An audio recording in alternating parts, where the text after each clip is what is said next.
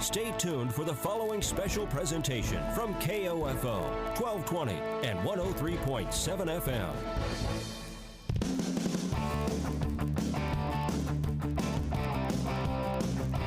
KOFO, your sports source for East Central Kansas, welcomes you to this broadcast of Ottawa University Braves football on 103.7 FM, 1220, and KOFO.com. Pre-game coverage of OU Braves football is brought to you by Fusion Alley, with Primetime Grill coming soon. Fusion Alley, home to the OU bowling teams, where you can find good, clean fun. This OU Braves football broadcast is also brought to you by Quality Structures Incorporated, Dingle & Son Mortuary, Sutton's Jewelry, Advent Health Ottawa, and by Ottawa University, Kramer Pharmacy, Ottawa Recreation Commission, and Lamb Roberts Funeral Home. OU Braves football on KOFO is also brought to you by Cosentino's Price Chopper, Kansas State Bank, Adamson Brothers Heating and Cooling, Arvest Bank, and by CarStar, the Ottawa Herald, the City of Ottawa, and State Farm Insurance Agent Keith King. Now with your Fusion Alley Braves pregame show, here's KOFO's Bob Johnson. Welcome to Advent Health Field. Bob Johnson, Casey Weeder with you.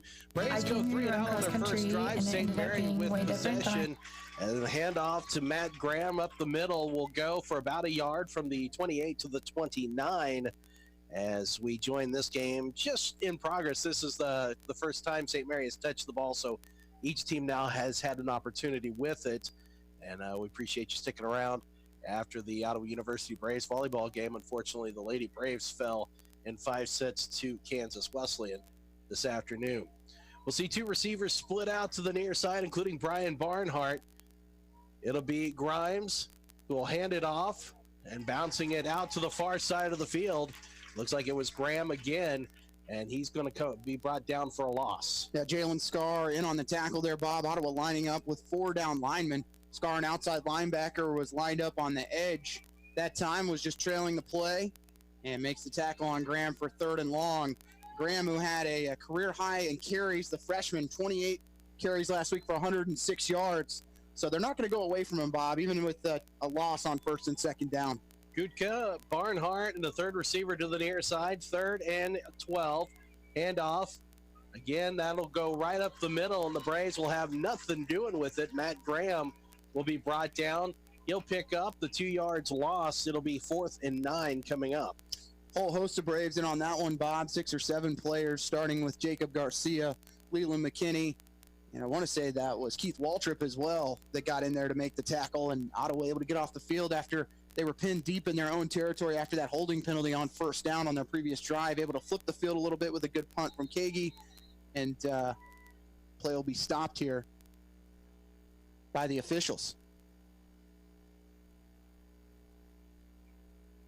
So it'll be C.J. Irwin back to punt for St. Mary. He's averaging 33.8 yards a punt. Dylan Foose will be your returner. He's averaging about 3.8 yards a return, his longest, 11 on the season so far. Braves are at just 1-7 on the season, or excuse me, 1-6. The Spires are 0-8, 0-7 in conference play. Foose will call for a fair catch as it was punted here to the near side, hung in the air forever, and it'll be caught at the Braves 31 at the near hash. So the Braves will take over there with 12:20 to play first period. Braves a little out of character on that first offensive drive, Bob, not taking it right down the field and scoring. Maybe that could be a good omen today for the Braves, who it seems like they've stalled out offensively after scoring that first drive. I've heard Coach K talk about that. Maybe they turn it around and get things going here on drive number 2. We'd hope so. They had a couple of good looks on that first drive, and again, they have a single coverage over to the far side of the field with Davis and Foose over there. They'll hand it off this time. That's going to go to the tailback, Dalen Johnson, I do believe. Johnson with 13 carries for 39 yards and a touchdown last week against Bethel. Had picked up his 2nd touchdown rushing of the season, but has been quite a quality back for Ottawa, coming out of the backfield, making receptions on that swing route or the circle route, so maybe he gets involved here on 2nd down. It'll be 2nd and 7 from the 35. Shotgun Kagi fakes the handoff over the near side. The pass will go. It'll be caught at the 42. It will be close to the marker, and it looks like they will give him a first down on that gain of 7. Nice job there by Kagi to keep that ball buried in the gut of Dalen Johnson for as long as he could for that read. Really froze the defensive line and was able to give Davis enough for a first down on that pass. 1st and 10 from the Braves 42. Twin receivers to both sides of the field. Johnson to the right of Kagi in shotgun. No score, 11:28 to play first quarter. They'll swing it out to Johnson, far side of the field. And a little bit of lack of concentration there by Johnson as that one goes right through the hands. And I wonder if he was thinking about maybe getting hit on that one. Well, there was a defender on the far side coming in. That was the safety, Trey Espy, who was the leader of this defense for St. Mary. 45 tackles on the year, had 13 last week, 2.5 for a loss, and 1 forced fumble against McPherson. So I, definitely seeing footsteps. So it'll be 2nd down and 10 from the 42 of Ottawa. Handoff. Johnson finds a big gap up the middle, and he will cross the 45 and get up to the 48 of Ottawa before being brought down on a gain of 6. Good patience that time by Johnson, just kind of waiting. Really didn't have a whole lot to go there, Bob, and just kind of took 1 step forward and a cut to the outside and finds his way for 6 and make it 3rd and manageable. Sanders and Amayo to the far side, 2 here to the near side. Shotgun for Kagi. It'll be 3rd and 4 from the 48 of Ottawa. 1 back to the right of Connor Kagi, and that's Davis out of the backfield. They'll find him over the middle, wide open, caught at the 20, and he'll be dragged down inside the 15, all the way down to the 10. Davis, though, is a little slow getting up. They got folded up at around the 11-yard line. He's really struggling.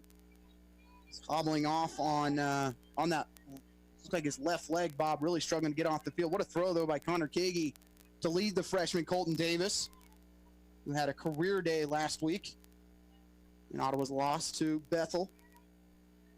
He is having to have some help to get over to the bench as Kagi will hand it off to Johnson. He will be brought down for a huge loss back to the 16. That'll be a loss of 6 on first down. Marcus Ramsey, the freshman for St. Mary, 5'9", 296 from Frisco, Texas. First one to meet him, and that one was really doomed before the play even started. Looked like the offensive line maybe missed the snap count, no one moving, and Johnson with a big loss. And trying to figure out where Colton Davis is, Bob. He's right here on the trainer's table and really being looked at on that left leg. Powell and Sanders near side, Amayo far side. Kagi 2nd and 15, in trouble, rolls around, looks for help. He's going to just take off with it. He's got some yardage. He's up to the 5, and he tightrope, walks the sideline on the near side and into the end zone. Touchdown, Braves. 16-yard quarterback keeper that time. Official's going to talk about it here, Bob. I don't see a flag out there. There could have been 2 or 3 for holdings, as there is a St. Mary player down at around the 30-yard line. Ottawa definitely got away with a couple. I think that you saw some players just stop on the play. We'll wait to see what the officials talk about here, as there really isn't a flag. I don't see a flag down. Now they're coming over to talk to Kent Kessinger, head coach of Ottawa University. Well, and the bad thing is Ottawa's offense is taking some steps backwards, so there must have been a hold towards the end of that play.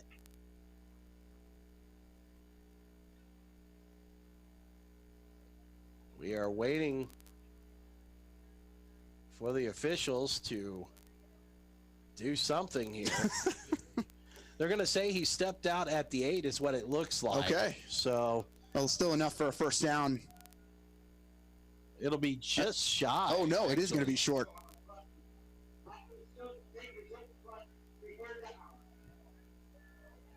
I'm not sure what he just said. Said Ottawa decided to take the result of the play, but the result of the play was a touchdown. So it's going to end up being 3rd and 5. So an 8-yard gain. It'll be 3rd and 5 from the 8 of St. Mary. Kagi back to throw, wants Foose, back of the end zone. It will be caught. Touchdown, Braves. Back shoulder throw by Kagi, as Foose had started his corner route to that back pylon, throws it right over the shoulder, and Foose makes a great grab with the defender all over him, and Ottawa takes the early lead. Extra point coming up here. It'll be Corbin Bowles to kick it. Last week it was an adventure on extra points, and we'll see how things set up here. They are still looking at Colton Davis down here on the right in front of the training table. And you got to wonder where they're working on it, Bob. It looks like it could be around the knee, and he just got folded up in an awkward position when he made that grab. Never saw the defender from the backside. And you just wonder if this is a situation where they would need to call someone to come get him, because he is not really moving a whole lot with looking to stand up or anything on this right in front of the scores table.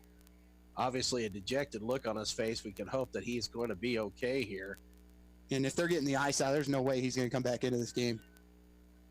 So Bulls is on for the extra point. Snap is good. Kick is away. Chip shot through the pipes is good. So it is 7-0 Ottawa with 9:28 to play first quarter. We'll take a 30-second break. You're listening to Braves football on 1220 and 103.7 FM KOFO.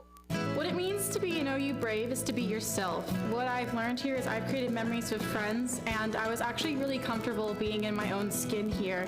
Everybody has their own personality, and we're all unique here, just trying to live significant lives. And I think I'm going to leave here with an imprint that will last forever and that I can hold on to and look back at and laugh at and see that I not only learned something, but I created friendships and memories that will always stick with me.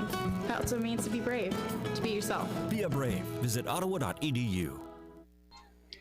So Braves take the lead on an 8-yard touchdown pass. Connor Kagi to Dylan Foose with 9:28 to play first quarter. And the Braves will kick it off. Of course, the officials having a zebra meeting in the end zone. We might get to kick this one off at some point today. But Dylan Foose, Bob, picking up where he was last week. He had 5 catches, 52 yards, and a touchdown against Bethel. And gets the first touchdown of the afternoon for the Braves on a great throw from Connor Kagi on 3rd and 5 after we thought Ottawa had scored on the previous play. So Bulls will kick it away. It'll be squibbed right up the middle. It's touched by an up back for St. Mary's, and he will fall right on it. That looks like it was, well, I'd love to tell you who it was, but he's not listed. So, and to be fair to St. Mary, this is a team that's decimated by injuries. You look up and down the roster, and even on the stat sheet of where this team was in week 1 playing at Wayland Baptist, totally different team on both sides of the ball. Unfortunate events for this St. Mary squad that has had to replace a lot of seniors from a very good team from a year ago. And I thought Drew Cortez might have had a 15th year of eligibility this year. Didn't see him on the roster, though. That is a major disappointment there.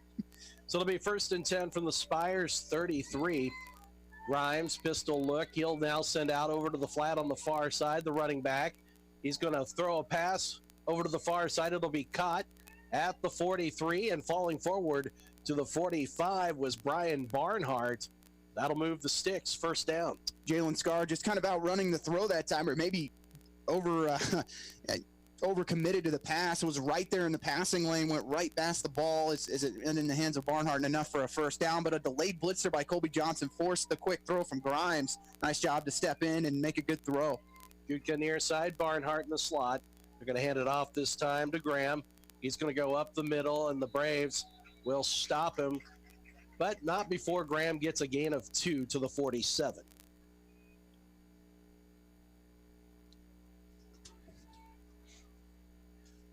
So that will bring up 2nd down and 8 for the Spires. Graham, the 5'9", 180-pound freshman from Plattsburgh, Missouri. Again, getting those 28 carries a week ago, the most for the freshman, but has had a really successful year for the Spires. So 2nd and 8 from the 47, the Spires between the hashes. Hand off to Grimes, and the Braves bust right through and break that up quickly. In on that, Jacob Garcia along with 2 other yellow shirts as the Braves are in the all yellow with the black numbers. And the freshman Christian Relford, Bob, from Beaumont, Texas, the first one there, again on a delayed blitz. Not sure if Ottawa is spying on Graham, but it seems like they are really coming hard, committing to the run after giving up 350 yards rushing a week ago against Bethel. So that's a loss of 3 back to the 44. Ball at the far hash, 3rd and 11. 7:54 to go first quarter. Twin receivers to the near side. Pistol look again with Grimes. The tailback is Graham. 4 on the play clock. Snap. Grimes looks, throws, and fires over the head of the intended receiver, Barnhart. It'll be incomplete. That'll bring up 4th down. Braves bring good pressure that time. Relford was on and in the face of Grimes, who had to sail it a little high. Grimes goes at 5'11", Bob. And that time, the pocket just kind of collapsing around him, wasn't able to step into that throw, and it sailed on him as St. Mary's going with the wind, or going into the wind, in this first quarter. So on to punt it will be Irwin. Foose will be back for this one. And it's a fake. It is a fake, and it'll be incomplete. And it would have gone for close to first down yardage, because wide open was Frayer on the special teams here on the near side. Huge break for Ottawa.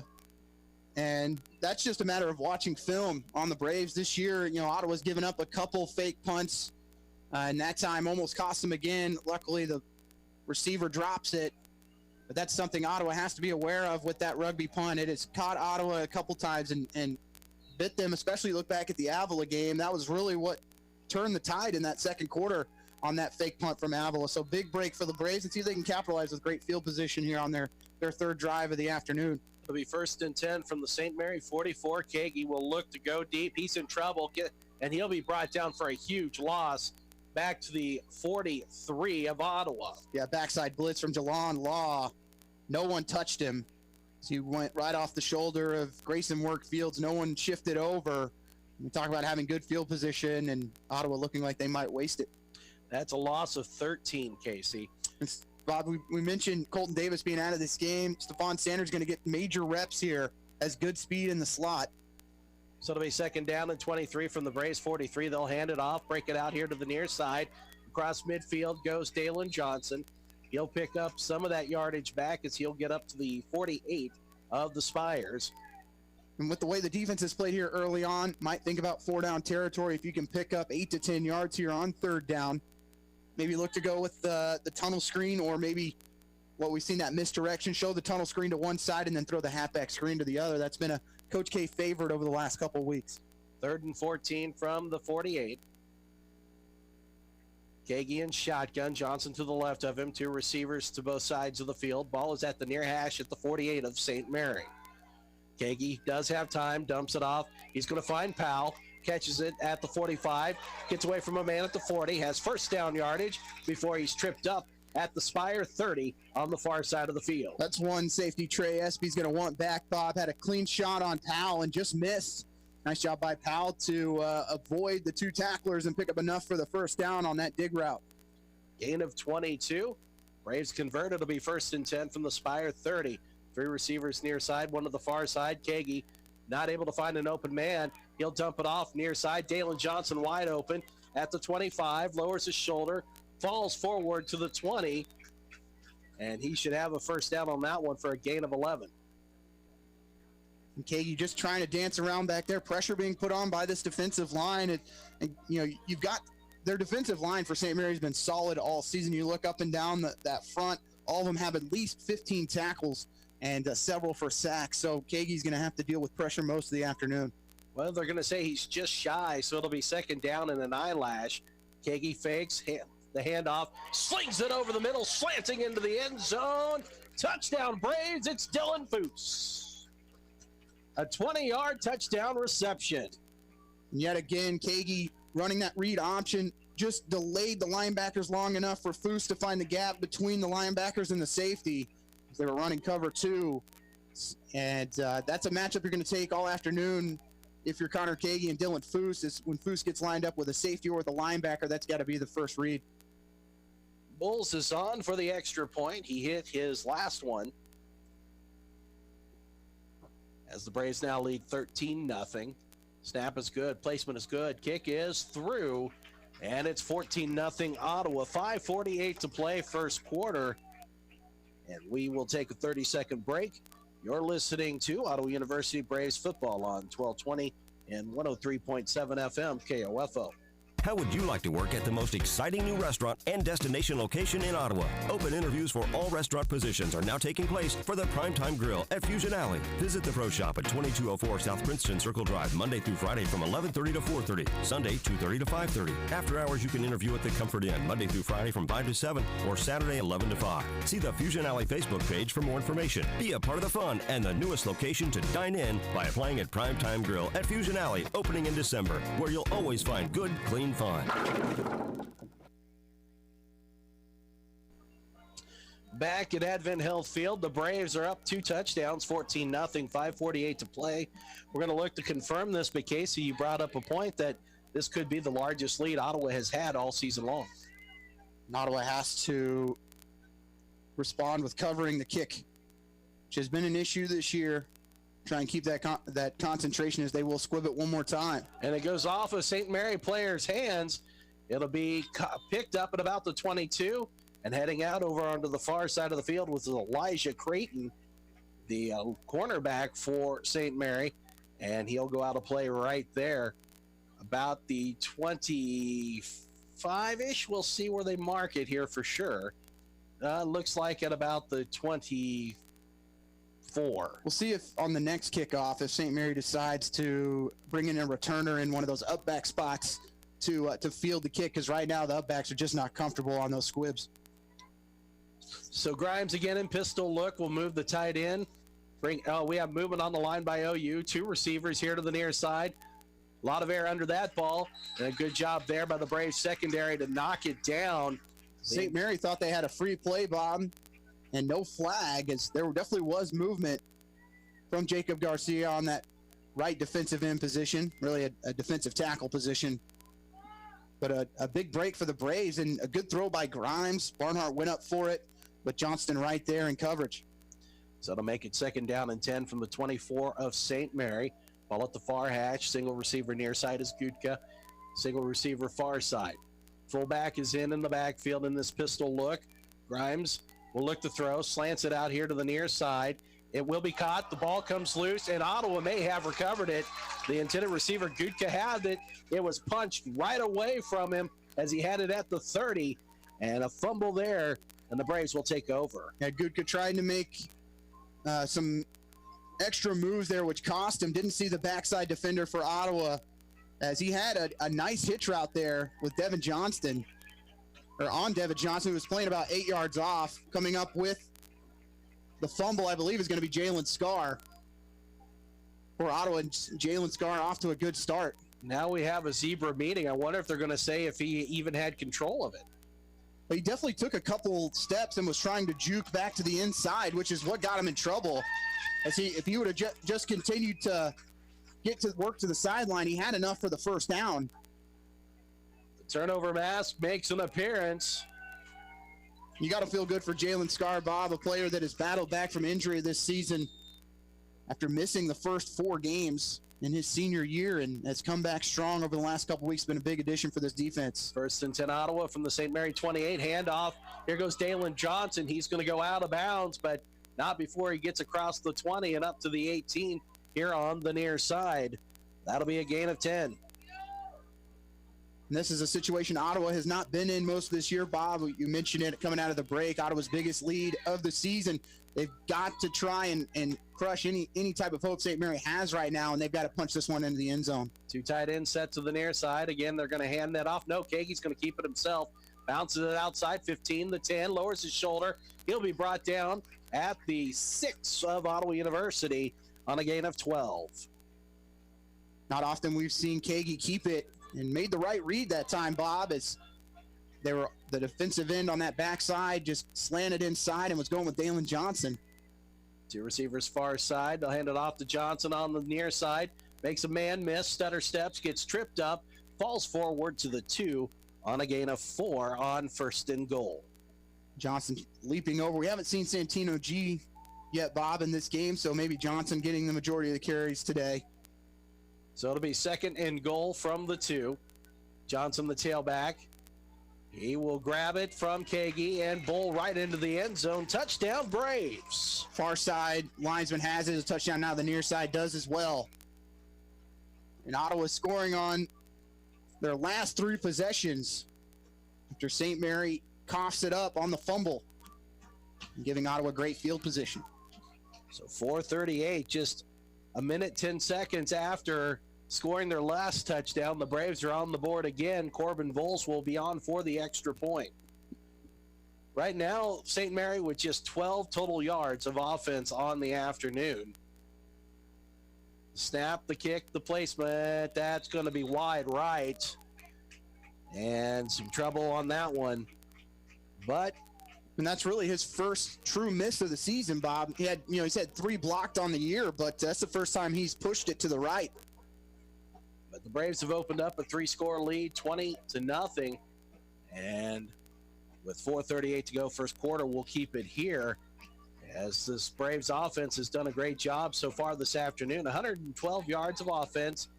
And we'll see if we can re-update that, because I am not sure that that's actually correct here. Might have to go to the old reliable DAX stats. Yeah, I think you are right on that one, because this one is... this one's still showing 14-0 on my end, so yeah, it's could just be something with the stats not updating. But you got to give the Braves credit. Really a terrible start to the game. You lose 10 yards on a holding penalty, go 3 and out, and to kind of build and get a stop on defense and then score on your next 3 drives shows a lot for a team that is really searching for a win and really should finish out this season with 3 straight. Has an opportunity for sure over the next 3 weeks. Kick will be squibbed again, this time picked up at about the 23 near side. That's going to be Barnhart. He's going to get away from several tackles as he gets across midfield and into Braves territory. And actually, that was Domingo Don. And that's, we talked about St. Mary making some changes at the up back position. They just moved on to that exact same spot Ottawa's kicked it the last 2 times. And it pays off for the Spires as they'll start in Ottawa territory, their best starting field position of the day. That'll be at the Braves 45 with 4:30 to play. A problem there with the special teams, and that has been an issue all season long. So we'll split out 2 to the far side.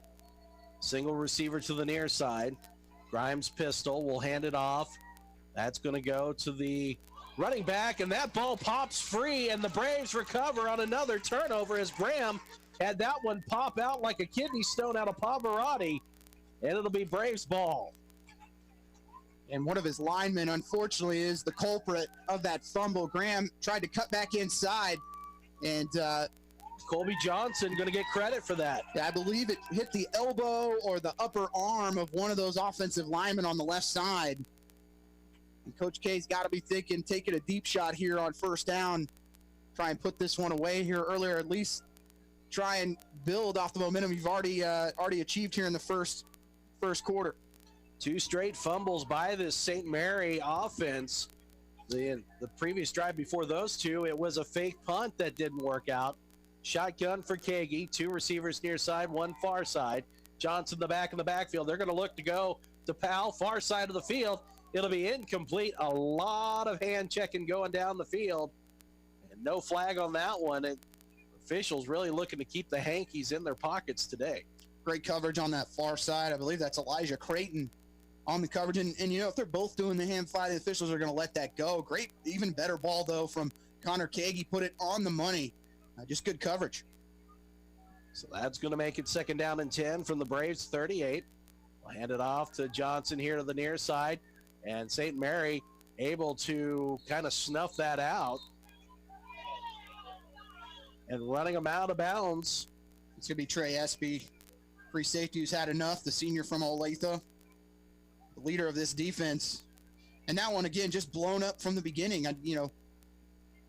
The linemen that are pulling are not getting a whole lot of push when they make contact, and it's happening at the line of scrimmage, driving them back, and Johnson has nowhere else to go except to the sideline. He was able to get back to the original line of scrimmage, so it'll be 3rd and 10 from the Braves 38. Ball at the near hash. Foose is near side. 2 receivers to the far side. Johnson to the right of Kagi, who's in shotgun. St. Mary showing blitz, wanting to bring him in. Kagi will see it near side. It'll be caught by Foose, but they're going to say no. He bobbled it, going out of bounds. Foose is kicking himself for that one, Bob. Ran a good route, just bobbled it a little too long. I thought he had it. Must have stepped out of bounds before having complete control, and Ottawa will punt it away as St. Mary's defense building a little momentum here, getting a stop after giving up 3 straight scoring drives. That's the Braves' first 3 and out since their first drive here in the first quarter. Not often you get 4 drives in a quarter, but still 3:55 to go in the first. Ottawa leading 20-0. So Kagi will punt from the 24. He will get it away. Barnhart is back there. It'll bounce at the 31 and then roll past the 25 and now inside the 20 to the 19. And that's where the Spires will start with 3:43 to play in the first quarter. That's Kagi's 14th punt inside the 20 this season, Bob. And, even though they don't look pretty all the time coming off the foot, when he gets full extension with that 6'7" frame, still manages to continue to trickle down there, punting into the wind. Look at the flags up high right now, not really moving a whole lot, but when you stand on the field, you can feel it at eye level. And so far, Kagi's gotten off 2 really good punts to kind of flip the field on St. Mary. So it'll be Grimes. He'll have in the backfield Nicholas Roller now as the tailback. 2 receivers far side, 1 to the near side. Grimes looks to throw. He's flushed out of the pocket near side, floats one up.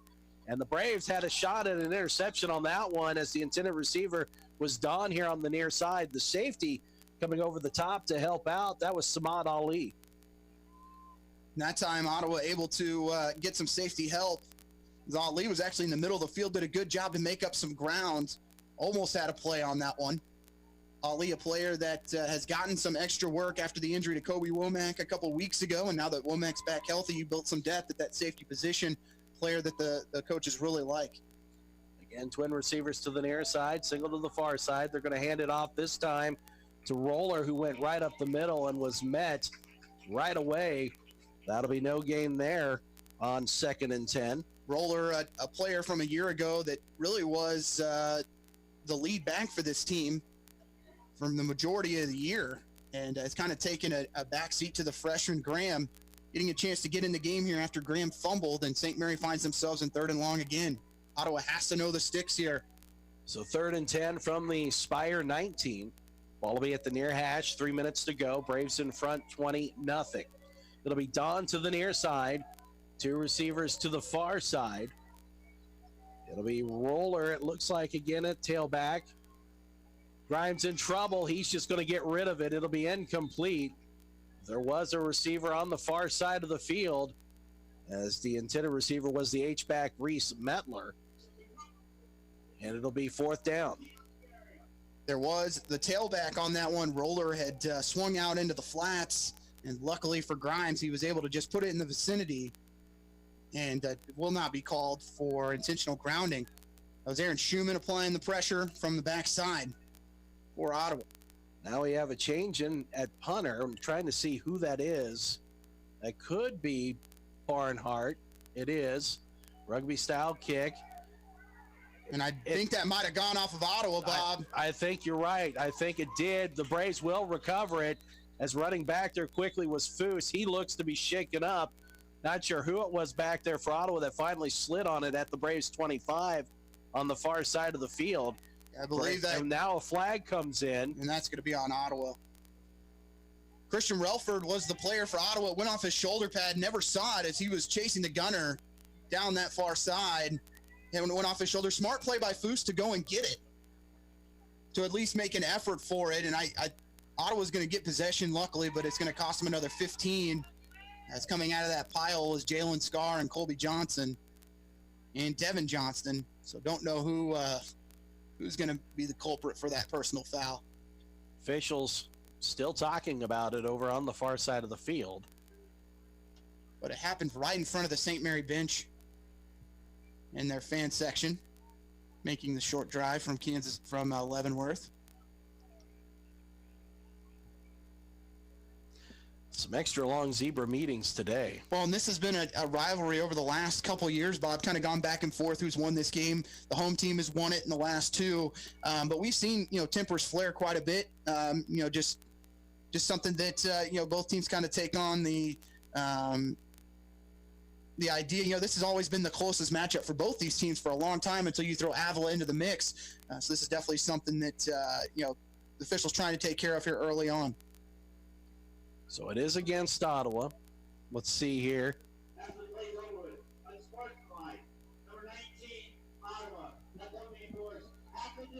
So unsportsmanlike conduct on Dion Williams for Ottawa.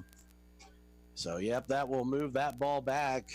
Braves will take over, though, with 2:34 to play.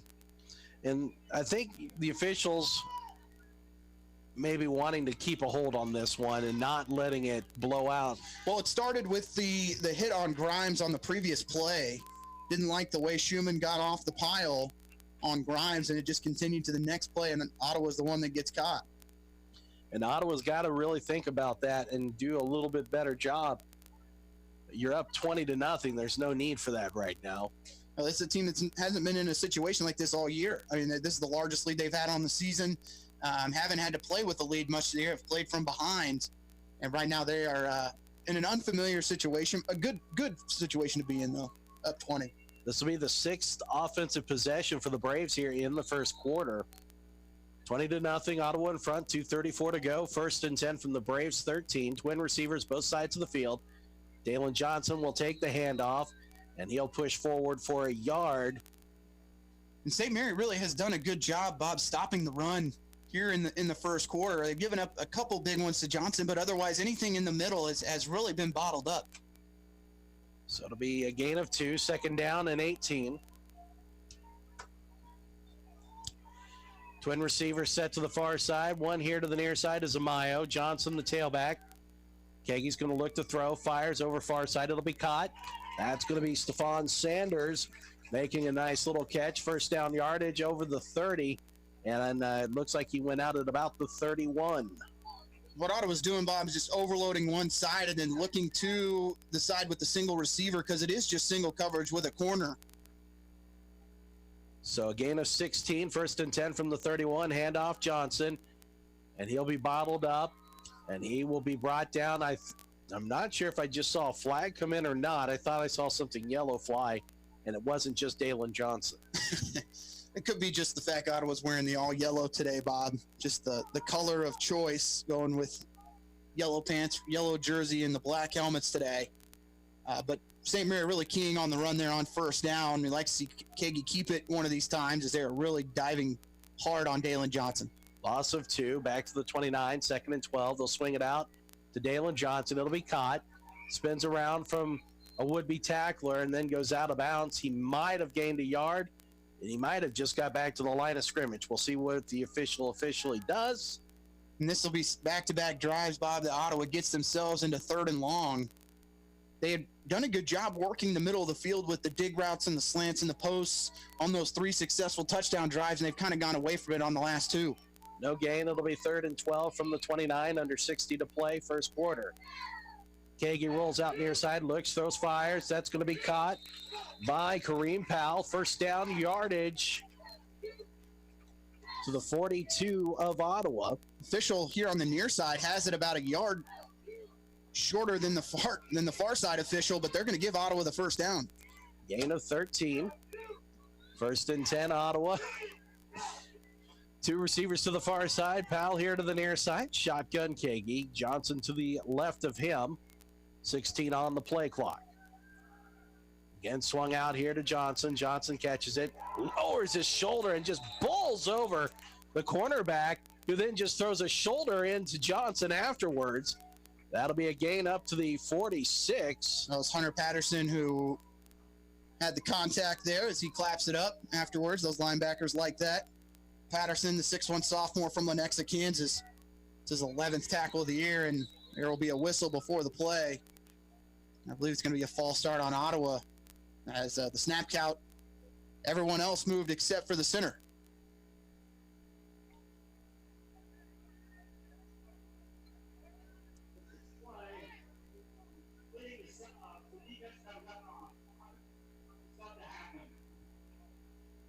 So it sounds like no play. Well, you have to hold it. If the offense subs, the defense, especially if you're running no huddle now, has to have an opportunity to sub a player in, and the official hadn't moved away, and Ottawa had already snapped it. So no penalty on the play, just be 2nd and 5, and Connor Keaggy's going to let this quarter run out. And so one period is into the books as the Braves hold a 20-0 lead over St. Mary. We'll take a 60-second break. You're listening It's Ottawa University Braves football on 1220 and 103.7 FM KOFO. Let's face it, auto insurance can be confusing. Do you know your comprehensive from your collision, your no fault from liability, your premium from your deductible? After an accident is no time to find out that your definition of full coverage is actually different from what your policy says. Let local State Farm Insurance Agent Keith King explain auto insurance in terms you can understand. I'm State Farm Insurance Agent Keith King. Let's work together to be sure your vehicle has the coverage you need. Call and schedule an appointment today at 242-9435. Stop by my office at 111 South Main in Ottawa or visit online at keithking.net. No matter the brand, Adams & Brothers can prepare your home comfort system for the cold Kansas winter ahead. Call them today, 785-242-9273. Adams & Brothers, maintaining your comfort for over 30 years. The City of Ottawa makes it easy for you to stay informed and be part of your community by visiting their website, ottawaks.gov. You can sign up for city alerts and city news, report an issue you'd like to see taken care of, even pay your bill online. It's where the city and citizens come together online at ottawaks.gov. Back here at Advent Health Field, I just hit a basket into the trash can. You're shooting about as well as the Ottawa University men's basketball team is right now, Bob. Hey, the men's basketball team off to a nice start, 3-0. Shooting over 52% from the field on the year. And Connor Kagi looking here on 2nd and 6 from the Braves 46 as we start the second quarter to shoot one into the end zone. Kagi fires over the middle. It'll be incomplete. Some bang-bang coverage there as he was looking for Stephon Sanders. It'll bring up 3rd down. Not a matchup you're going to like size-wise there. Sanders much smaller than Trey Espy. One of the bigger safeties in this conference at 6'2", 202, but broke on the ball and has been a ball hawk for St. Mary this year. Only one interception, but has several pass breakups, and definitely the leader of this defense, by far the best player. 3rd and 6 now from the Braves 46. Shotgun Kagi, single receiver far side, 2 to the near side. It'll be dumped off. That's going to be Kareem Powell at the 48. And it's going to be a gain of just a couple, well short of the 1st down. Coach K looking like he's going to go for it here on 4th down. Either that or we're looking at a quick kick here. Or maybe just try and draw him off sides. Well, you're exactly right. We've seen the quick kick all season. No one back for St. Mary. So it'll be 4th and 4 from the 48 of Ottawa, and it is a quick kick. Let's see if this one will die inside the 10, and it will at about the 6. And so a good job there by Kagi to control that football and put it right where it needs to be. 14-10 left to go in the half. Braves up 20-0. Spires now will start with it at their own 6-yard line. Now, Casey, I'm beginning to wonder if maybe everyone's down when it comes to stats because as I'm looking for updates in the KCAC, it still lists Ottawa and St. Mary at 14-0, but the last update we had 7-0 Kansas Wesleyan over McPherson, Bethany 7-0 over Friends. So it'll be Grimes with roll in the backfield. He's going to sling it out here to the near side. That's going to be caught. And it's going to be by Garrett Haskins. He'll move it up past the 10 to the 12 for a gain of 6. Devin Johnston fighting through the block and making the tackle on that play to keep it from being a huge gain. Had lots of room, but really forced the receiver to work back to the sideline instead of getting to the middle of the field, and keeps it to just a 6-yard gain. So it'll be 2nd down and 4, ball at the 12. Ottawa's already forced 2 St. Mary turnovers today. Here to the near side will be Haskins. Now he'll move to the far side as Barnhart will come over. So 2 to the far side. Grimes fakes the handoff, rolls out far side, floats one. Nobody was over there. I'm not sure he got out of the tackle box either, but it did get across the line of scrimmage. He just barely got out from where the official was pointing. But that backside blitz from Jalen Scar again, applying pressure. No one picking him up. Ottawa's doing a much better job this week of disguising the blitzes. How many times did we talk about this year? Ottawa getting lined up in the blitz they're coming from. Right, and so far in this first quarter, we've seen him show blitz from the near side and then bring it from the backside, kind of mixing it up a little bit as offensive coordinator Thomas Pearson. So it'll be 3rd down and 4 from the 12 of St. Mary. Now we have a whistle, and I believe Coach Jay Osborne will call for the timeout. And it was St. Mary calling for a timeout. That will be their first of the half, and we'll take it with them. 30-second timeout, 13 and a half to go in the first half. 20-0 Ottawa. You're listening to Braves football on 1220 and 103.7 FM KOFO. Save time and hassle later by checking your vehicle now to be sure all of your lights and signals are in working order, adjust mirrors, and check your tire pressure. This reminder from CarStar Ottawa. Call 242-8916. CarStar. Relax. We'll take it from here. Quality Structures Incorporated in Richmond is proud to sponsor this KOFO sports broadcast. They know that experience matters on the field and when it comes to your building needs. Visit qualitystructures.com and put their years of experience in constructing post-frame buildings to work for you.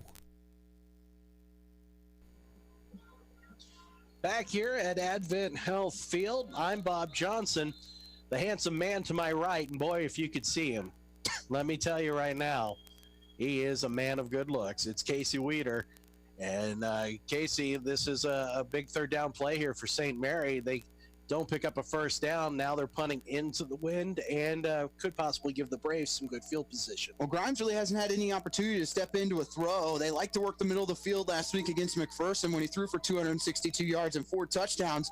His offensive line has to give him some protection, but Ottawa's brought some really good blitzes. Pistol look, Twins far side, single receiver near side.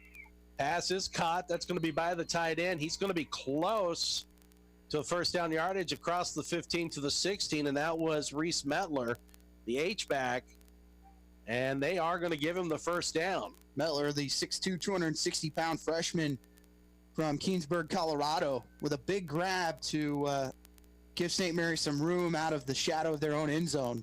This is the first drive since it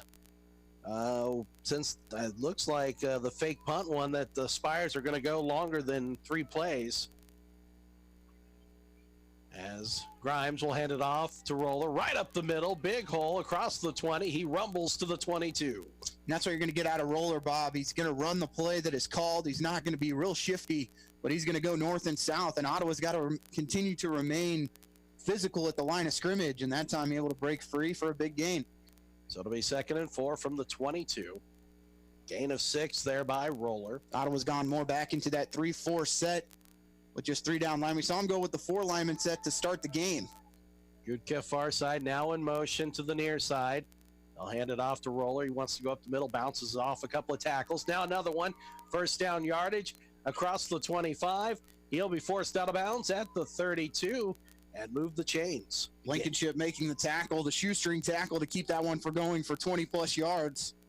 But St. Mary lining up right now and just kind of knocking the Braves in the face as there's been some substitutions across the defensive line, bringing all the backups into the game right now. So it'll be 1st and 10 from the 32 after that gain of 10. Single receiver to the near side.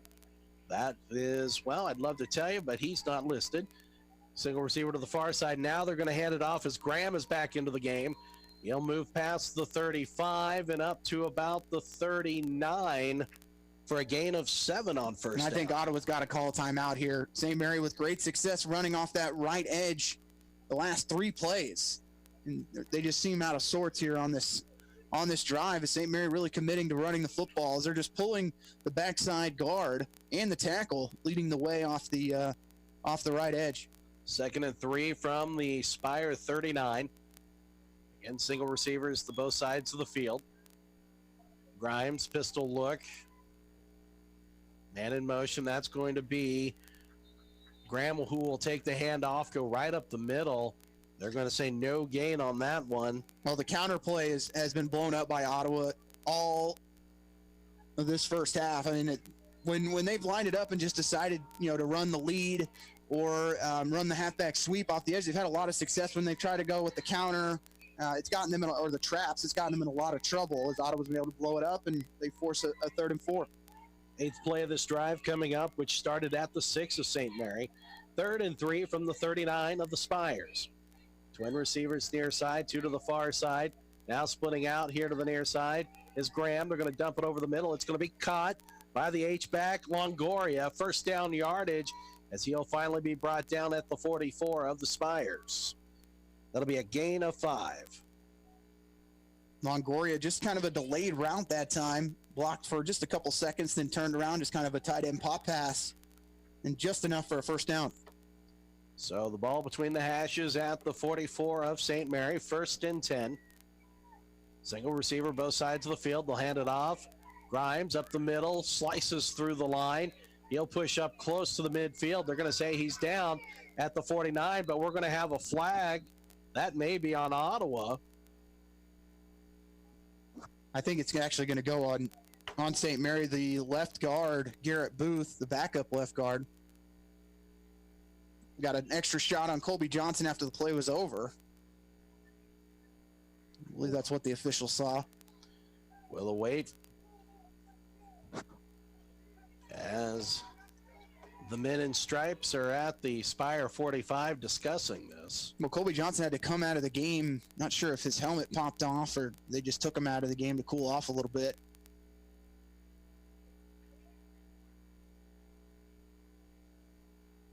They might even pick this one up. But right now, St. Mary with an impressive drive running the football.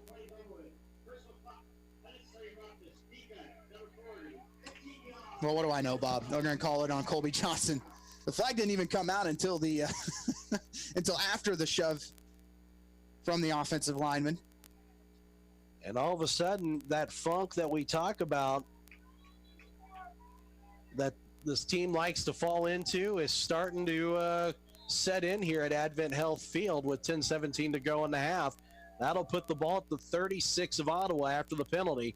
They'll hand it off. Roller up the middle, big hole, and he will be brought down at the 30 as he was running that like a big bowling ball right through the line. They'll give him actually up to the 31, so a gain of 5 on first down. That substitution has worked out well for St. Mary, as Roller has just decided he's going to run through the middle like Mike Allstott right now, Bob, and he's taking some Braves with him.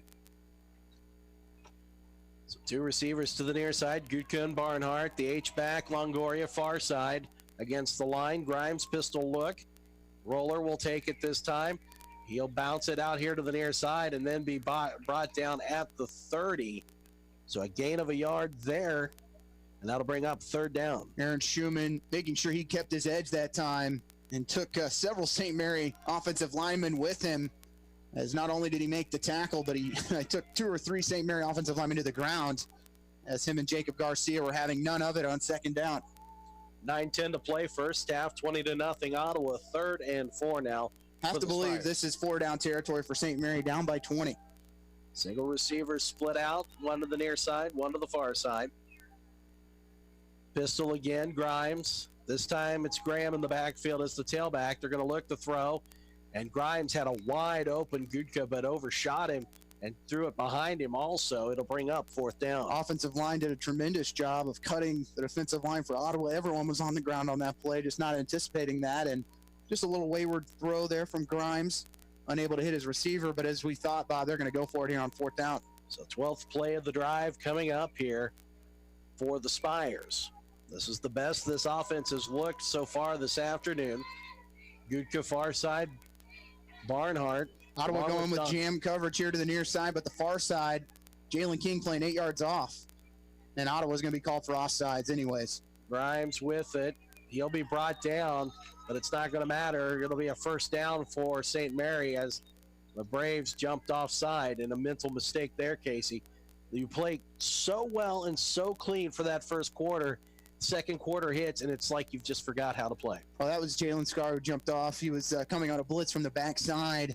Actually was lined up in a 3-point stance. Not something he's used to from that linebacker position, and just got a little anxious as St. Mary actually had a free play.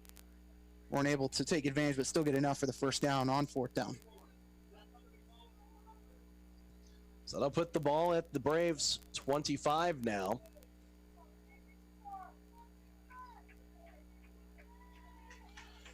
Second penalty on the drive for Ottawa. One a personal foul, this one an offside. So it'll be 1st and 10 now from the Braves 25 for the Spires. Grimes with Graham as the tailback, 3 receivers far side. Grimes in trouble, he's brought down, and a big loss back to the 35. That's going to be a loss of 10 there. Colby Johnson on that delayed blitz, just coming right up the middle. No one touches him, and all Grimes can do is take a seat on the turf. Casey, this drive has taken almost 6 minutes. It actually will, in 5 seconds, be 6 minutes on this drive for the Spires. Giving their defense an opportunity to take a breather after 3 quick scores from Ottawa in that first quarter. Barnhart, Gutke to the far side. The H-back also, Mettler, he's on near the line. Now splitting out is going to be the running back. And that ball thrown by Grimes to Graham, but it was telegraphed all the way. He was undercut, and I'm not sure he got back to the line of scrimmage on that one. It looks like he's going to lose back to the 9. Senior from Grandview, Matt Blankenship on the coverage, making the tackle. 51 tackles on the season coming into today. That's his second of the afternoon. That's a loss of 4 back to the 39. The last 2 plays, Casey, St. Mary has lost 14 yards. And it'll be 3rd and 24 now from the 39 of Ottawa. Grimes with the tailback, single receiver, both sides of the field. They're going to hand that off, and that's going to be Graham, who will bust through the line and get up to the 35 for a gain of 4. Interesting play call there on 3rd down for St. Mary. Thought they might try and put it in the air. Well, now it's 4th and 20, and they look like they're going to go for it. You're going to have to expect this one's going to the air. 6:53 to play in the half. Ottawa up 20-0. The Braves have had a half drive, let's call it, because they had a rollover from the first quarter to here. And then it's been St. Mary with the ball. Single receivers, both sides of the field. 4th and 20 from the 35 of Ottawa. Now a timeout by St. Mary. They'll take their second of the half. And we'll take it with them. Braves in front, 20-0, 6:34 to play, first half. 30-second break. You're listening to Ottawa University Braves football on 1220 and 103.7 FM. KOFO. America is kept safe because the Army National Guard responds, protects, and supports our nation when it needs them most. The Army National Guard responds to disasters such as wildfires and floods. They protect us with missile defense, cybersecurity, and civilian support teams for chemical, biological, and radiological hazards. Be there for your community and your country. Visit NationalGuard.com to learn more about part-time service. Sponsored by the Kansas Army National Guard. Aired by the Kansas Association of Broadcasters and this station. Here at Advent Health Field, 20-0, Ottawa over St. Mary, 6:34 to go in the half. Casey, you've got some KCAC scores? Yeah, Sterling leads 7-0 over Southwestern. That one in the second quarter. Kansas Wesleyan up 7-0 on McPherson. That one's at the end of 1. Kansas Wesleyan in a unique situation. The 2 teams they play over the next 2 weeks, one of which is McPherson today and Bethel next week. If either of those teams get a win, they might find themselves in one of those final playoff spots in the KCAC playoffs. So they're going to get the best shot from both Bethel and McPherson over the next 2 weeks. 14th play of the drive coming up. The Spires will go for it. Single receivers, both sides of the field. Graham the tailback. Grimes with it, looks, throws, has a man, floats one, and it'll be out of bounds, incomplete. And a turnover on downs there. The Braves will take over at their own 35. I don't think Grimes realized how much space he had to that near side towards his sideline. If he takes off and runs, he would have had a chance at it. There was only one Brave in the vicinity, which was the linebacker, Matt Blankenship. How many times have we seen Ottawa get burned when the quarterback decides to take off? But I think Grimes has just been hit too much here in the first half, where he was just trying to live to play another down. And the Braves able to get the turnover on downs on the Spires. So the Braves will go empty backfield here on 1st and 10 from their 35. Twin receivers set to the near side, 3 to the far side. And Bob, into the game for the Braves is Gunnar Madeir, the freshman, taking over where Colton Davis was playing. Jet sweep, that's going to be Stephon Sanders with it. He gets across the 35, the 40, and he'll be close to the first down marker at the 45 of Ottawa. Haven't seen the jet sweep a whole lot this season for the Braves. Sanders has that speed once he gets going north and south. So it'll be a first down after that 10-yard sweep there. It'll be Foose and Amayo far side, Powell and Sanders near side. Johnson will be to the right of Kagi in shotgun. 1st and 10 from the Braves 45. Kagi looks, throws it, and it's at the feet of Foose on the far side of the field, incomplete. going into that wind here a little bit. And we've seen Kagi have some problems going into the wind this season, just kind of short-arming it. Just needs to step into it. Just thrown off his back foot that time and had the nose of the football going straight into the turf. A tough play for Foose to even make, even get his hands on it. So that'll bring up 2nd and 10 for Ottawa. Man in motion far to the near side. Now man in motion to the far side. But this time they'll swing it out in a little bubble screen to Foose. He'll catch it, goes across midfield near side and up to the 45 of the Spires. And it looks like he's got a first down. If Espy doesn't make that tackle, Bob, Foose is into the end zone. Just had to beat one man, had a good block from Amayo on the corner. But Espy makes the tackle. Still a first down for Ottawa, but kept it from going for 6. 1st and 10 from the Spire, 45, shotgun Kagi. Fakes the handoff now, swings it out far side for Foose. And he's going to be brought down. There's a flag for horse collar on the far side. A gain of 2, but that's going to tack on another 15. As the defensive back over there had his hand completely in the back of the jersey. Oh, and that's on 29, which isn't on our roster. I'll make it on 39 for St. Mary, which is Sean Rainey, the 6 foot, 181-pound junior from Kansas City, Kansas. So that'll tack on 15 yards from the spot. It'll move the ball to the 28 of the Spires. 5:34 to play in the half. Braves up 20-0. Shotgun Kagi. Twin receivers, both sides of the field. Johnson, the tailback. Kagi wants to go deep, wants Foose into the end zone. Incomplete. Very close to being a pass interference. A little bit of a tug on the back shoulder pad that time. Foose wasn't able to extend out all the way. Kagi led him just a little too much in the back of the end zone. Waited a couple seconds too long. Also had Kareem Powell on that backside wide open on a little bit of a corner route. Sean Rainey comes running out, shaking his head and shaking his arms like no one's going to catch on him. And look, you've got 2 touchdowns against the secondary already today. I hold off there. 2nd down, 10. Little screen play over to the far side. That's Powell, and he's gone. 10-5. Touchdown, Ottawa. So on 2nd and 10, a 28-yard little swing route, and it's into the end zone for Powell. That's the misdirection that Coach K has gone to over and over the last few weeks. He faked the halfback screen to the far side and then went near side with the tunnel screen. And Powell, you can see the progression of these receivers as the year has gone on, realizing he has to get upfield, can't dance around back there, and that time he finds himself in acres of space. Offensive lineman leading the way and walking into the end zone as Ottawa's going to go for 2 here, up 26-0. So Powell and Sanders far side, Foose and Amayo near side, Johnson to the right of Kagi. Now Foose will take a few steps to the left of Amayo, and we'll have whistles. False start again. Yep, false start against Ottawa. Nope, delay a game. And that cannot happen on a 2-point conversion. Ottawa just taking too long deciding if they were going to go for 2. But we did see Ottawa convert on 4th and 20 a week ago, so maybe this is just a chip shot. We'll see what happens here. Again, Powell and Sanders far side. Johnson the back to the left of Kagi. 2 receivers near side are Foose and Amayo. 2-point conversion attempt coming up. Braves in front, 26-0. Now that Sanders in motion.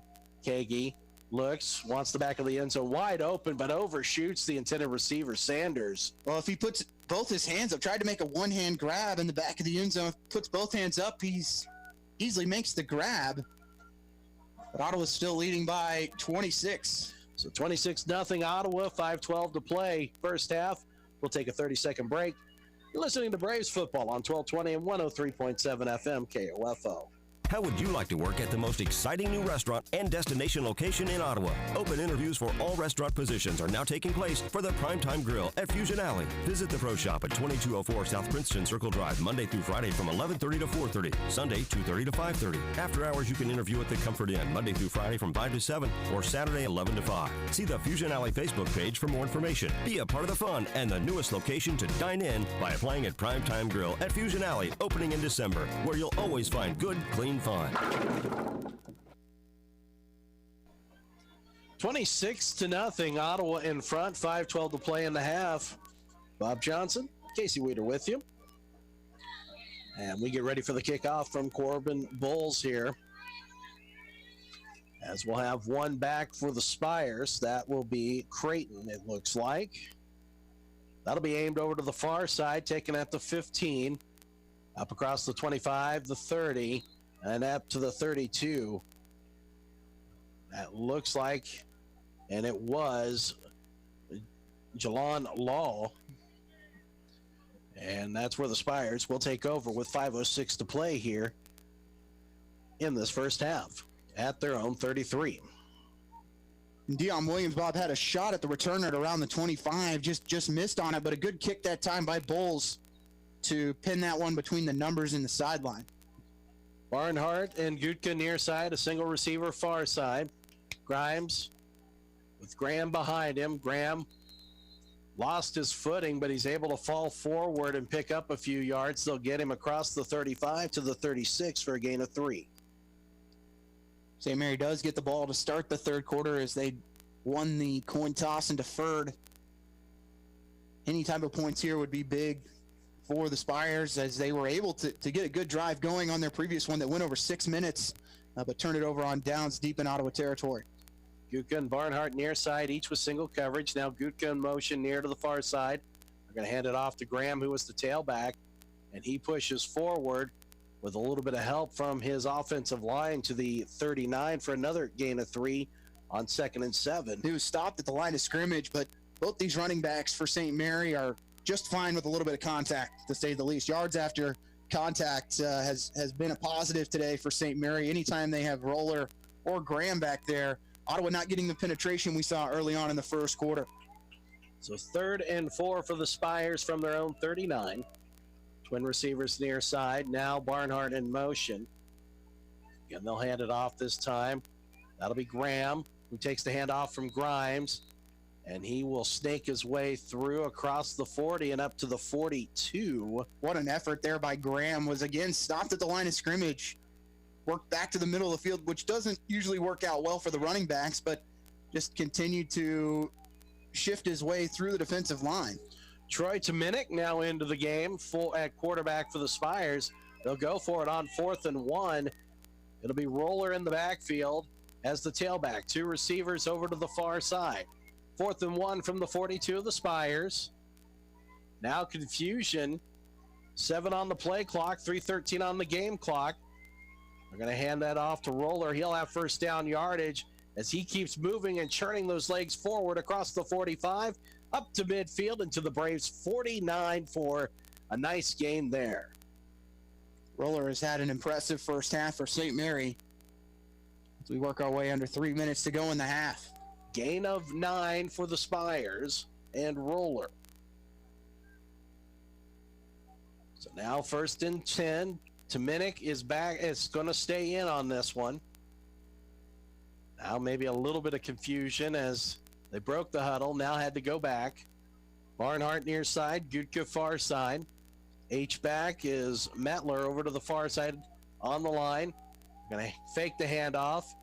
They're going to throw it here near side. It'll be caught by Gutka at about the 40. It'll be a gain of 9. Now they're going to say the 41, so a gain of 8. Gutka takes a big shot from Devin Johnston, hangs onto the ball. Johnston trying to rip it away. And impressive from Tominick to come in. I'm sure his arm's cold. First pass right on the money. 2 minutes to go, first half.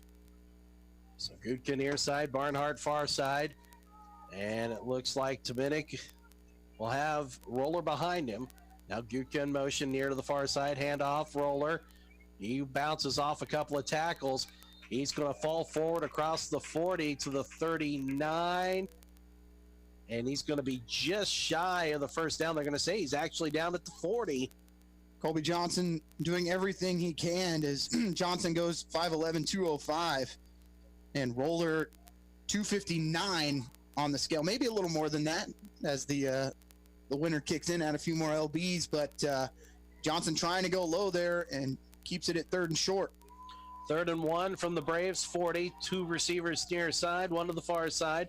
Dominic with the handoff. No, he's going to fake the handoff. He's in trouble. Braves have got him, and he is going to be brought dead at the 45. That'll be a big loss of 5. And Coach K is going to call a timeout here. Try and get the ball back one more time with 1:03 remaining in the half. That'll be the first timeout Ottawa has called today. We'll see what the Spires decide to do. We'll keep it here. Hey, stay with us. The Fusion Alley Ottawa University Braves halftime show is coming up. We will get you updated scores in the Big 12, in the top 25, and also in the KCAC. And Casey Weeder will sing for you. We'll also get you caught up on the events going up this week here at Ottawa University. We'll have stats, we hope, and all that and more on the Fusion Alley Ottawa University Braves halftime show. Maybe we can find a way to get a guest up here. You never know. You never know. We like to keep it fluid around here. Casey, so what have you seen so far in this first half that you've liked? The offense has been a bright spot. You know, Ottawa throwing the football, which is it's been an issue for St. Mary defensively, is stopping the pass this year. Ottawa's taking advantage of the middle of the field. You know, the unfortunate injury to Colton Davis has made way for some players who haven't had a lot of reps this year to get into the game. Stephon Sanders has taken a jet sweep for good yardage. And then, of course, the tunnel screen to Kareem Powell, as Ottawa's going to send out Dylan Foose back to field this punt. Still don't see a punter yet for St. Mary, and Foose is going to have to play safety here. No punter. Dominic will be at quarterback. And Ottawa going to make a sub here, get Samad Ali in. Ottawa not prepared for St. Mary to bring the offense out. So it'll be Graham, it looks like, a tailback. Dominic's going to throw it. It may have been tipped at the line, but it goes at the feet of Barnhart. It'll be incomplete, and the Braves will take over on the turnover on downs. Colby Johnson and Aaron Schumann, one of those two getting a hand on it, as that one was thrown into the turf. I don't think it would have been enough for a first down anyways on the hitch route. Ottawa again forcing their second turnover on downs. Coming into the game, you know, they look at the turnover margin. That was one of the areas that Ottawa had a huge advantage. St. Mary coming in at -9, Ottawa at +3 on the year, and Ottawa's been able to get 2 turnovers and 2 turnover on downs here in this first half. So nobody in the backfield. 3 receivers far side, 2 to the near side. A little screen here to Powell. Powell's going to catch it. He's going to drag a player with him up to the 49 of Ottawa on a gain of 4, first down. Ottawa's got to work quickly. Clock under 50 seconds. To try and get a field goal here, you got to be inside probably the 15 to 20 yard line. Twin set, both sides of the field. 2nd down and 6 from the 49 of Ottawa. Kagi will have a hold here as the offensive line did a great job of holding. As Kagi rolled out to the far side, that'll stop the clock with 31 seconds, but that's going to take 10 yards. And this might be a situation where Coach K just takes a knee and takes it into halftime with that 26-point lead. And that's going to be a tough call there. Looked like the offensive line did a pretty good job keeping everyone in front of him until Kagi decided to sprint to the far side. And at that point, it's kind of a free-for-all. Here. And it is the hold against Ottawa.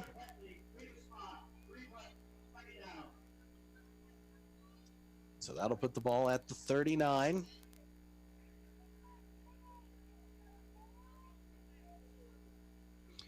So 2nd and 17 for Ottawa. At their own 39, 31 seconds left to go in the half. Braves are up 26-0.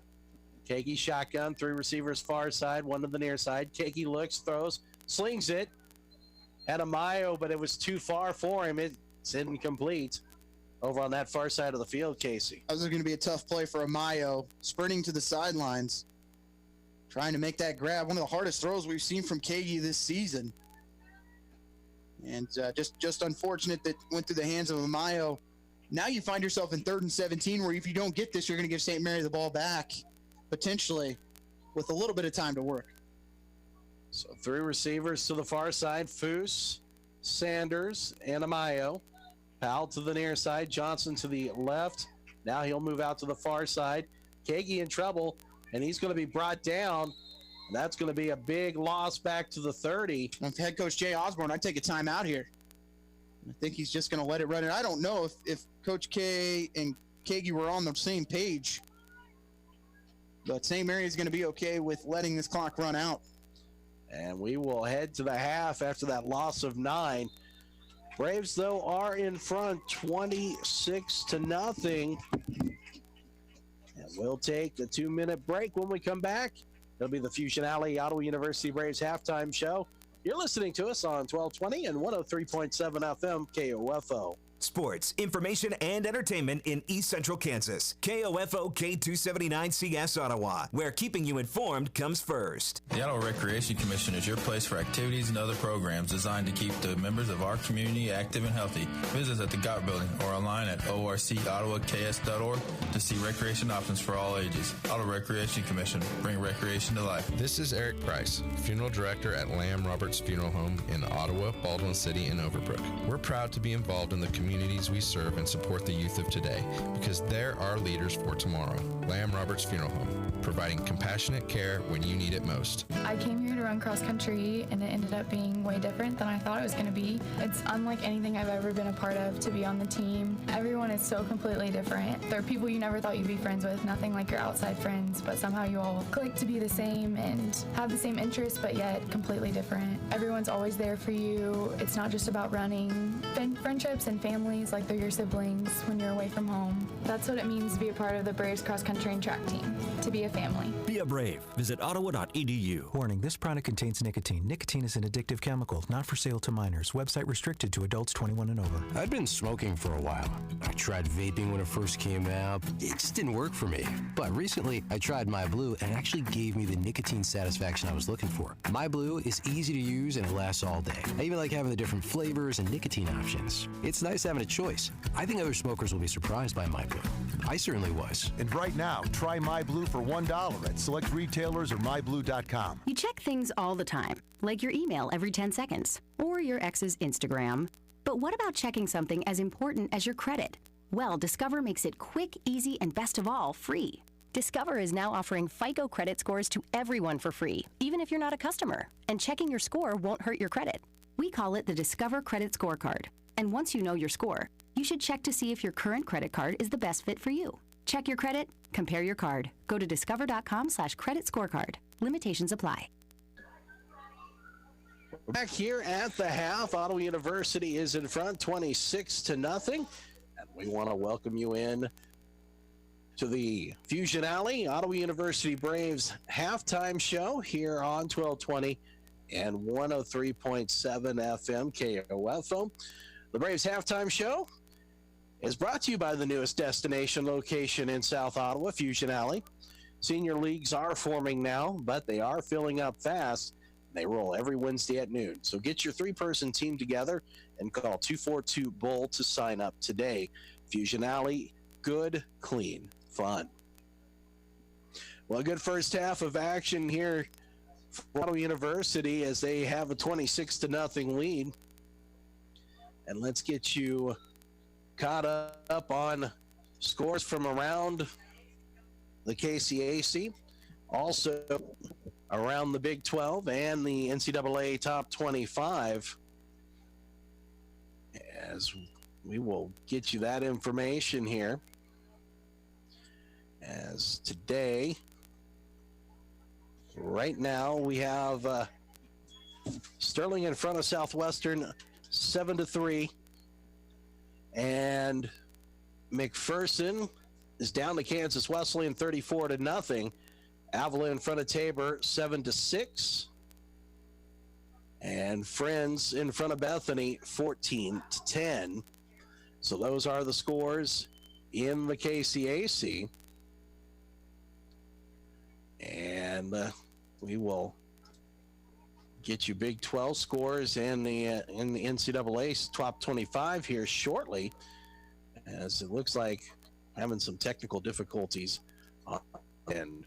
So let's go ahead, and while we will pick that up here in just a minute, let's go ahead and get you caught up on what's going on the campus of Ottawa University this week. Of course, we have right now Women's basketball in action against Baker at the KCAC Hack Classic in Leavenworth.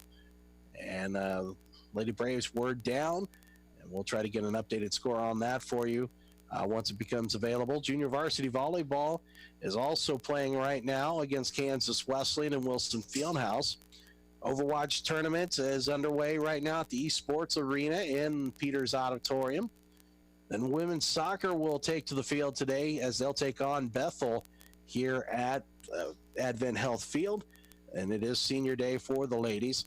Men's wrestling will be underway with the black and gold scrimmage at 6 o'clock tonight. Then men's soccer's senior night against Bethel will be at 7:30.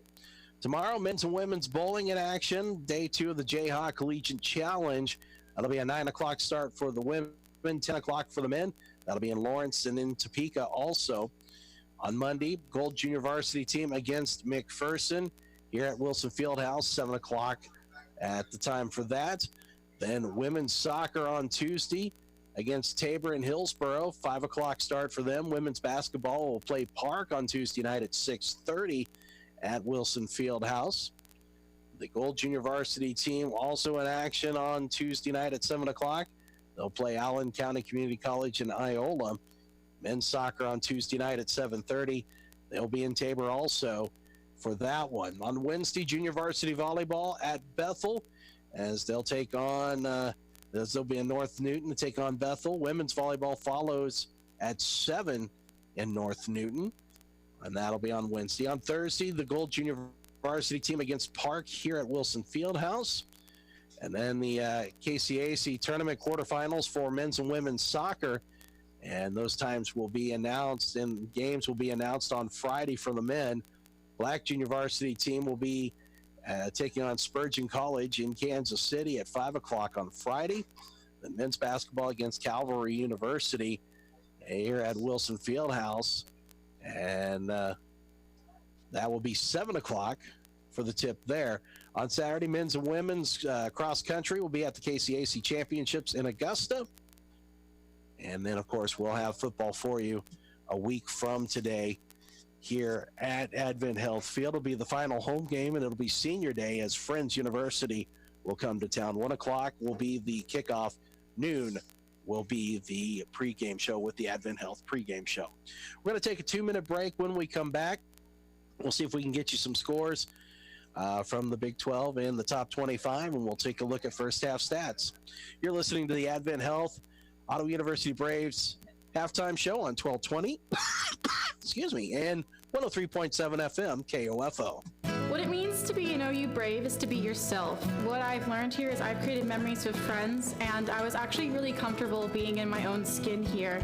Everybody has their own personality, and we're all unique here, just trying to live significant lives. And I think I'm going to leave here with an imprint that will last forever and that I can hold on to and look back at and laugh at and see that I not only learned something, but I created friendships and memories that will always stick with me. That's what it means to be brave, to be yourself. Be a Brave. Visit ottawa.edu. Hi, I'm Jack with Arvest Bank. My goal today? Play an epic drum solo. Here we go. 1, 2, 3. Sorry about that. Maybe I should have let an expert help me accomplish my goal. And for your financial goals, Arvest is the expert. We can help you rock out buying a new home in no time. Get pre-qualified in person or on your phone. When it comes to your finances, trust the experts. Trust Arvest, Equal Housing Lender. Protect you and your family from the flu. Hi, this is Laura Hibberts, pharmacist at Kramer Pharmacy in downtown Ottawa. Did you know you can get your flu shot at Kramer Pharmacy at 134 South Main? The flu can be life-threatening to some young people or elderly. It's best to get the flu shot as soon as you can so you're protected going into flu season. Covered by Medicare and most insurance. Get your flu shot today at Kramer Pharmacy, downtown Ottawa, with convenient parking on Main Street or out back at Legacy Square. Call 242-2055 or visit KramerRx.com. I'm Dr. Jeff Gooden, and I treat pain with Salon Pas. That's because practicing good medicine is my responsibility as a doctor. For back or joint pain, I agree with CDC guidance that recommends using topical pain relievers first, like Salon Pas Patch Large. Salon Pas is powerful, FDA approved to relieve debilitating moderate pain, yet non-addictive and gentle on the body. Look for the green Salon Pas box in the pain relief aisle. Salon Pas, It's good medicine. Sponsored by Hisamitsu.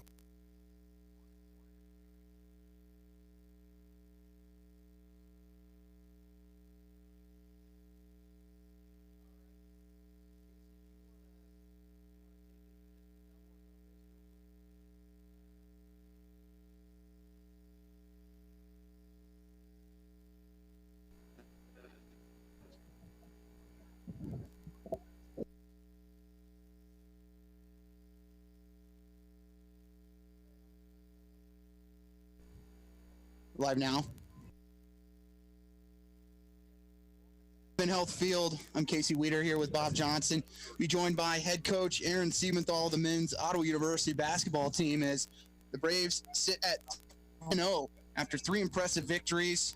Last week going down to the Virgin Islands, kicking off the University of the Virgin Islands, followed by Wilberforce University, and then coming back, a quick turnaround and going to Baker and winning that one 89-78. Coach, quite a start to the year. Yeah, it's been fun. We've had, I think, a different leading scorer all 3 games, and I think the fewest amount of assists for a game we've had is 20. So our guys are sharing the ball, and you know, you look like a good coach when you make shots, so that helps. And it's just been a fun start, and hopefully we can kind of keep it going. Well, we'll start with the trip to the Virgin Islands, a trip that got put together kind of in the last few weeks, from what I've heard.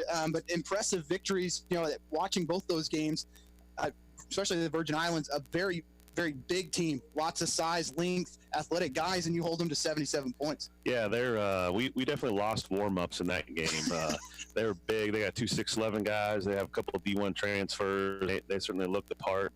But we really, like I said, we shared the ball. When you shoot 73% in a half, I don't care who you're playing, you're probably going to come out on top. So it was a really good win, and to kind of go through the travel adversity we had and go down there and play the home team with, I'm sure there's not of officials on St. Thomas of the Virgin Islands, and so I think they probably see those same guys all the time, and so to kind of overcome some of that and then have a big win was a great way to start our year. In the second game against Wilberforce, a little bit slower of a start offensively, but your guys go on another big run. I believe it was a 16-2 or 18-2 run there in the second half to pull away. What does that say kind of about your upperclassmen and your seniors, to get off to maybe a slow start but continue to kind of build and get things going on?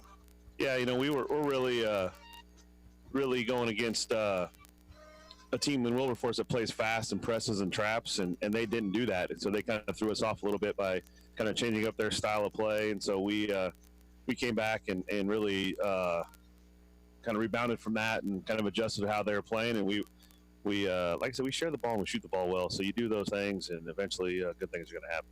You come back, a quick turnaround. Is that game on Wednesday night at Baker, a team that you beat here in Wilson Field a year ago, but it's kind of gone back and forth. Whoever the home team is has won the game in the series. But to take a game from a D1 NAI Division I opponent, especially after not having a post player in the second half after Mason goes down in the first. Yeah, it's a rivalry, but it's definitely a rivalry. We like those guys a lot and get along well, and so it was their first game, and I think our just a couple of game experience showed, and we got some confidence, and that showed. But I mean, you guys, like you said, we had some injuries and some foul trouble, and there was a time when 6'2" Jackson Mallory was the tallest guy on the court for us. He played 1 through 5 and had a great game, and just kind of shows the versatility of our guys, and kind of the way we're trying to play this year is really anybody can play any spot, and which is good because if you have foul trouble, you have injuries, and then anybody can really fill in. You're not just, hey, we got to have a tall guy here. So, well, you mentioned Jackson Mallory ends up with a career high 17 points to go along with 8 boards and I believe 7 or 8 assists as well. What's been the progression for him that you've seen going from a sophomore year ago to a junior? Just kind of his play and the way he's grown. Yeah, Jackson's he's a really smart player. He's got a little bit of turd in him, and which is good most of the time. But he doesn't try and do too much. He doesn't shoot a lot of shots. He doesn't try and make a whole lot of super fancy plays. He just kind of does less. And when you do that and you let the game come to you, good things happen. And he's often the guy that's open because he gets everyone else involved, and they start worrying about everyone else, and he kind of reaps rewards. And he's got that figured out. And so he's one of our tough guys and our smart guys. And he's always going to make big plays for us. So But he knows if he gets everyone else involved early, then he's gonna have a chance to shoot the ball as well. Some other guys that stood out in the Virgin Islands, specifically Matt Balde goes for 22 in that first game. Ryan Haskins continuing to shoot well from behind the arc. I believe he's still over 40 or 50% on the year. But a guy that I think just kind of coming into the season, everyone wanted to see that has a little bit of a pop to him. Jaquan Daniels, the transfer from Highland Community College, a player that I think a lot of people are excited about, threw down some big dunks. That was probably the big takeaway from the announcers down in the Virgin Islands. Some of the dunks he threw down, and his ability to create for himself off the dribble was really impressive. Yeah, Jaquan's a really good athlete. He's also super smart basketball IQ. He's picked up our stuff really well, and I'll tell you what he does. I mean, he can flat out guard the basketball. We put him on Baker's point guard the other day. He's guarded other teams' fives. He can really, really guard the basketball, and so I think he's got a chance to be one of the best two-way players in this league.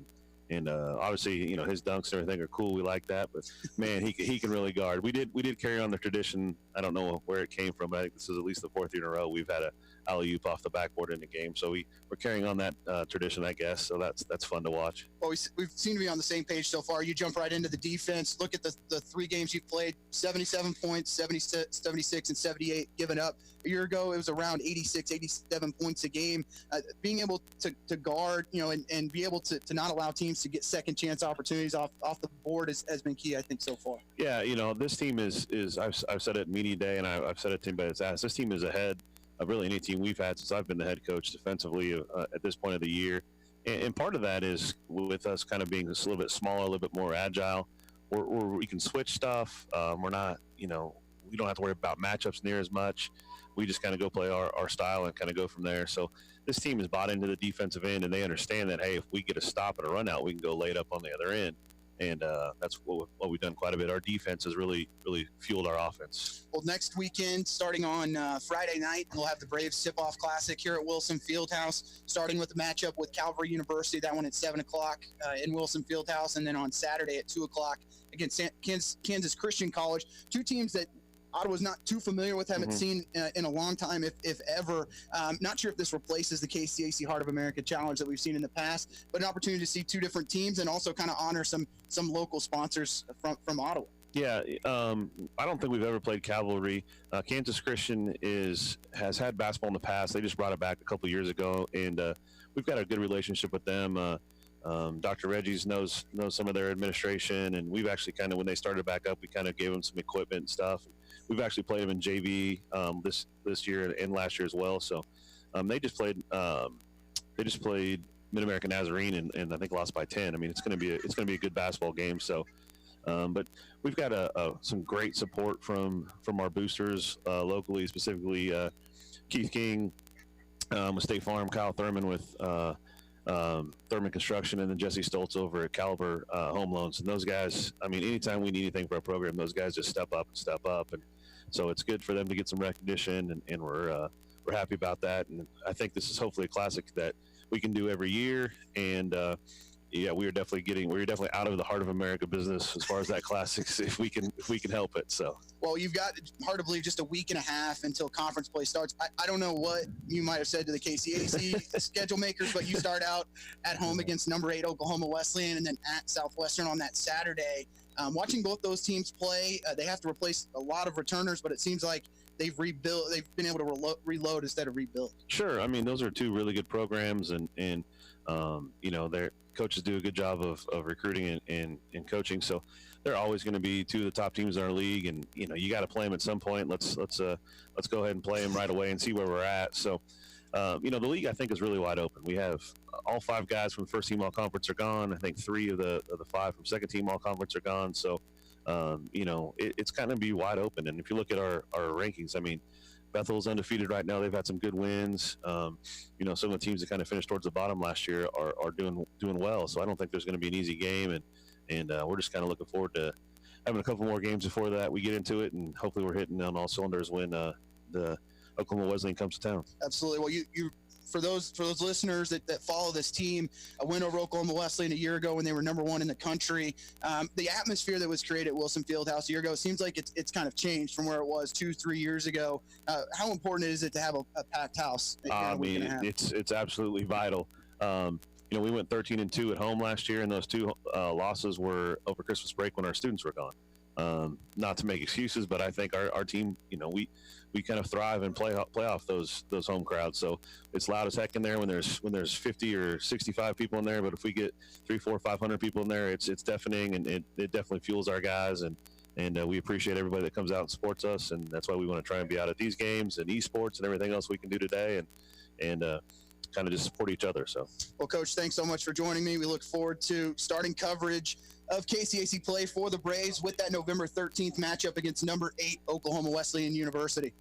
We're going to go ahead and take a break. When we come back, we'll have your second half. You've been listening to Ottawa University Braves football on 1220 and 103.7 FM KOFO. This is Craig Dingle of Dingle & Son Mortuary. All of our locations sell monuments. We have talented people who are experts in bringing your ideas to life to help you create the monument you envision. The possibilities are unlimited. Dingle & Son Mortuary, 785-242-2323. Smart Ottawa shoppers know Cosentino's Price Chopper has the best rewards program in town. Only Price Chopper lets you earn points on all your purchases. Visit mypricechopper.com and start saving on food or fuel today. Shop Cosentino's, your local family-owned grocer since 1948. Wendy's has been showing everyone how to do fast food right for 50 years. And now they're showing them how 2 for $5s are done with Wendy's 2 for $5. It's the only one where you can get Wendy's fresh, never frozen beef and that Wendy's spicy chicken you crave. Pick 2 for $5. Choose between the juicy Dave Single, the tasty spicy chicken sandwich, 10-piece crispy, or spicy nuggets. Come in today and taste how a real 2 for $5 is done. Only at Wendy's. Fresh beef available in the contiguous U.S., Alaska, and Canada. Price and participation may vary for a limited time only. You check things all the time, like your email every 10 seconds or your ex's Instagram. But what about checking something as important as your credit? Well, Discover makes it quick, easy, and best of all, free.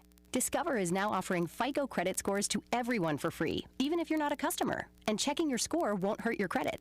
We call it the Discover Credit Scorecard. And once you know your score, you should check to see if your current credit card is the best fit for you. Check your credit, compare your card. Go to discover.com/credit scorecard. Limitations apply. I came here to run cross country, and it ended up being way different than I thought it was going to be. It's unlike anything I've ever been a part of to be on the team. Everyone is so completely different. There are people you never thought you'd be friends with, nothing like your outside friends, but somehow you all click to be the same and have the same interests, but yet completely different. Everyone's always there for you. It's not just about running. Friendships and families, like they're your siblings when you're away from home. That's what it means to be a part of the Braves cross country and track team, to be a family. Be a Brave. Visit ottawa.edu. We get ready for the second half here at Advent Health Field. Bob Johnson with you, Casey Weeder, also alongside with you here. So in the second quarter, Casey, each team only had 2 full drives. As now we head to this third quarter, what kind of adjustments will we see here? We'll see. I really think St. Mary got some things going offensively in the second quarter. Just kind of stalled out when they were forced into some 3rd and longs. But as long as they're staying ahead of the down marker and the chains, they were fine with Nick Roller. Also, just kind of looking at the numbers, Matthew Graham finished 13 for 32. Roller was 7 for 31. So continue to run those 2 guys. But they've got to throw it a little bit. Got to give at least a inkling of some sort of passing game. So we'll see if they try and dial up some shorter passes here in the third quarter. So it'll be a low line drive kick by Bulls. It'll take a bounce at the 30, picked up by an Upman. And Braves special teams will quickly jump on top of that at the 32 of St. Mary. And on that return, that looks like, that was Domingo Don. So St. Mary will have some decent field position to start here, 14:55. And just 82 yards of total offense in that first half for St. Mary. Of those 82, you're looking at it, 48 of those were on the ground and just 7 of 16 throwing the football, as they are going to start the backup quarterback, Troy Timmick, here in the third quarter.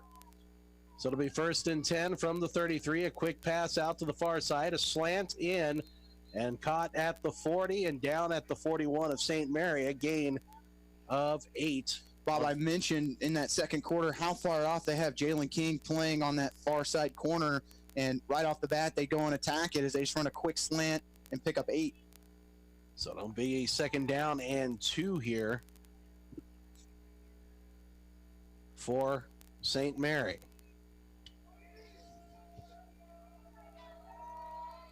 So Dominic, one back behind. That's going to be Graham, who will have enough for a first down as he bowls right up through the middle of the line to the 45. A gain of 4 on second down and short. Well, and that just opens up the playbook when you can find yourself at second and short, and maybe they use the short passing game to give them some more opportunities. But they've got to get some quick strike drives to get themselves back into the game. Ottawa's got to be prepared to kind of change things up from what they did in the first half defensively. So it'll be 1st and 10 from the 45 of St. Mary. Dominic wants to throw. Single receiver near side, 2 to the far side. And they looked like that was just a planned screen to the running back, Graham, on the far side. But that little dump off, a little too soft, it bounced off his hands, incomplete. It was a good decision to not make that grab. Bryce Capron, the backup defensive end on that far side, read it the whole way, would have made the tackle for a loss. So it actually worked out in favor of St. Mary there. So it'll be 2nd and 10 from the Spire 45, 13:49 to go, third quarter. 26-0, Ottawa in front. Single receiver, both sides of the field. Now man in motion is Barnhart, far to the near side. They're going to hand that off to Graham, and the Braves will slide through and trip him up for a loss. Aaron Schumann gets the big left hand up, and Graham never saw it. He was already looking to make his next cut to get upfield and just tripped right over the arm of Schumann. And Ottawa forces St. Mary into a third and very long.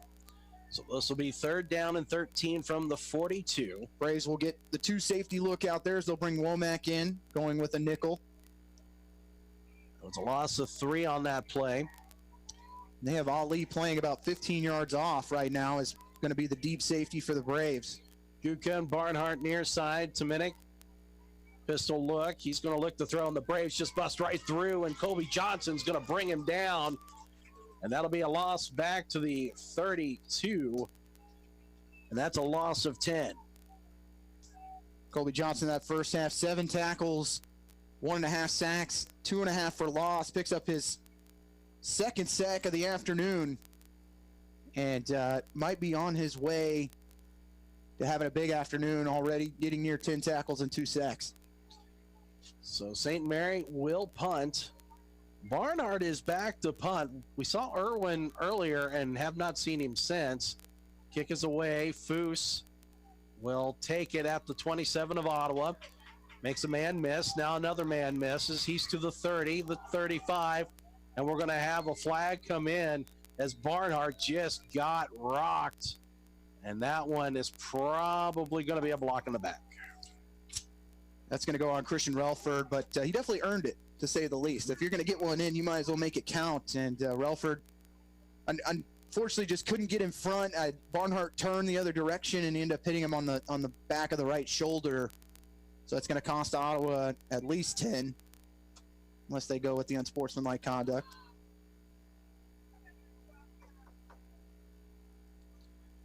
So that'll back the ball up. And it is a personal foul, blindside block. That's really a tough call. Yeah, I agree with you on the block in the back for sure, but I don't see it as a blindside, as Barnhart was able to protect himself and turned right into him. But now Ottawa loses 15 and will start at their own 20. So 1st and 10 at their own 20. The Braves will have Dalen Johnson to the right of Kagi in shotgun. 2 receivers near side. Now Sanders in motion from far to the near side. They'll hand it off to Johnson. Wanted to bounce through, couldn't get through the crease, and he's going to lose some yardage back to the 16. That's going to be a loss of 4. And they got an extra shot on him at the end of the play, but Johnson's got to realize there's nothing there. Just lose 1 or 2. Don't let it become a major loss, that being a loss of 4. But St. Mary's has done a good job on the run. I mean, Johnson was 10 for 29 going into that carry. Ottawa had only rushed for a total of 27 yards on 15 carries. So pistol look now. Johnson, the tailback, single receiver, both sides of the field. Kagi's going to keep it himself. And he's going to gain maybe a yard to the 16. No. Ottawa looking like they did on the first drive of the afternoon in the first quarter, which ended up being a loss of 10 total on that first drive. And looking eerily similar. So no gain. It'll be 3rd and 14. 11:30 to go. Third quarter. 3 receivers far side. A single to the near side is Foose. Johnson to the right. Kagi rolls out far side. Looks, throws, fires. Has a man. That's going to be Sanders, but it was thrown behind him. Some miscommunication between Kagi and the receiver on that one. It'll bring up 4th down. It had Sanders wide open, just ran the seam route, went right by his defender, but Kagi was unable to step up, took a big shot letting that one go, and ended up sailing on him to the right and into the St. Mary bench. So Kagi will punt from just inside the end zone. Updated score, Sterling 7-3 over Southwestern, 41-0 Kansas Wesleyan over McPherson, 7-6 of Avila over Tabor, 17-10 Friends over Bethany. And the kick is away. It's not a good one. Definitely was tipped, Bob, but it's going to get a good Ottawa bounce, at least get to the Braves 45, but that took forever to get off the foot of Connor Kagi. Do want to give you an update for women's basketball, Bob. Lady Braves take the lead over Baker 58-55 with 2 minutes to go in the fourth quarter. Lady Braves looking for their first win of the season. Only lost by 1 to Benedictine yesterday up at the University of St. Mary for the KCAC Heart of America Classic, but good signs for Bruce Tate's team playing 2 NAIA Division I opponents very, very close. And good showings, too. That's the important part. Well, an upperclassman-led team, Maddie McAvoy going for 22 yesterday, a junior, but this is a team that has a lot of talent this year. So it'll be 1st and 10 for the Spires from the Braves 45. 2 receivers near side, a single far side.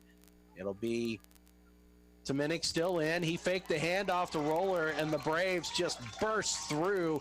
Matthew Blankenship will bring him down for a loss back to the 48 of the Spires. Completely untouched was Blankenship with the easy sack on Tominic.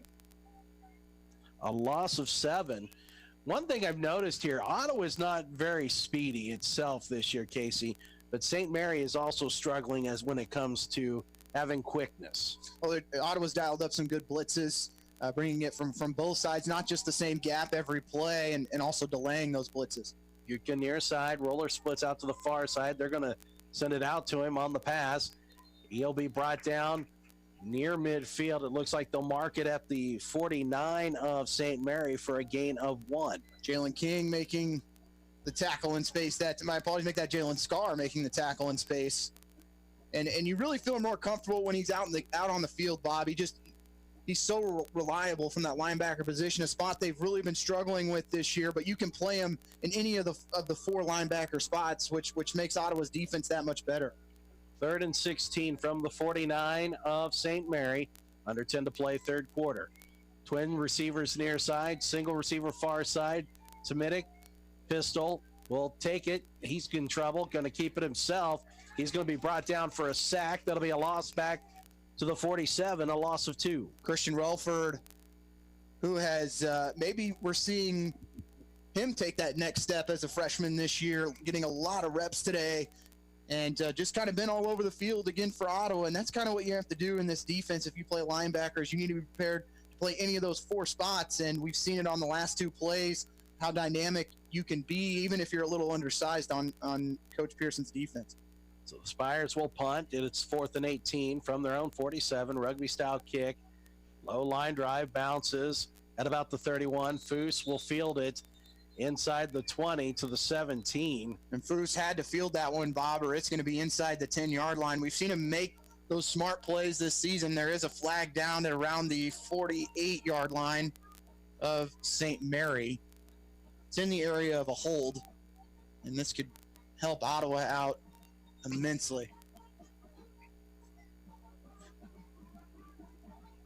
The officials discussing this right now. Having another conference at around the 50.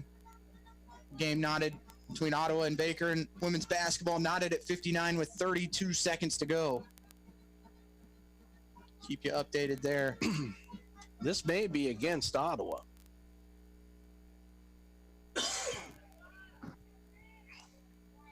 As we wait to hear.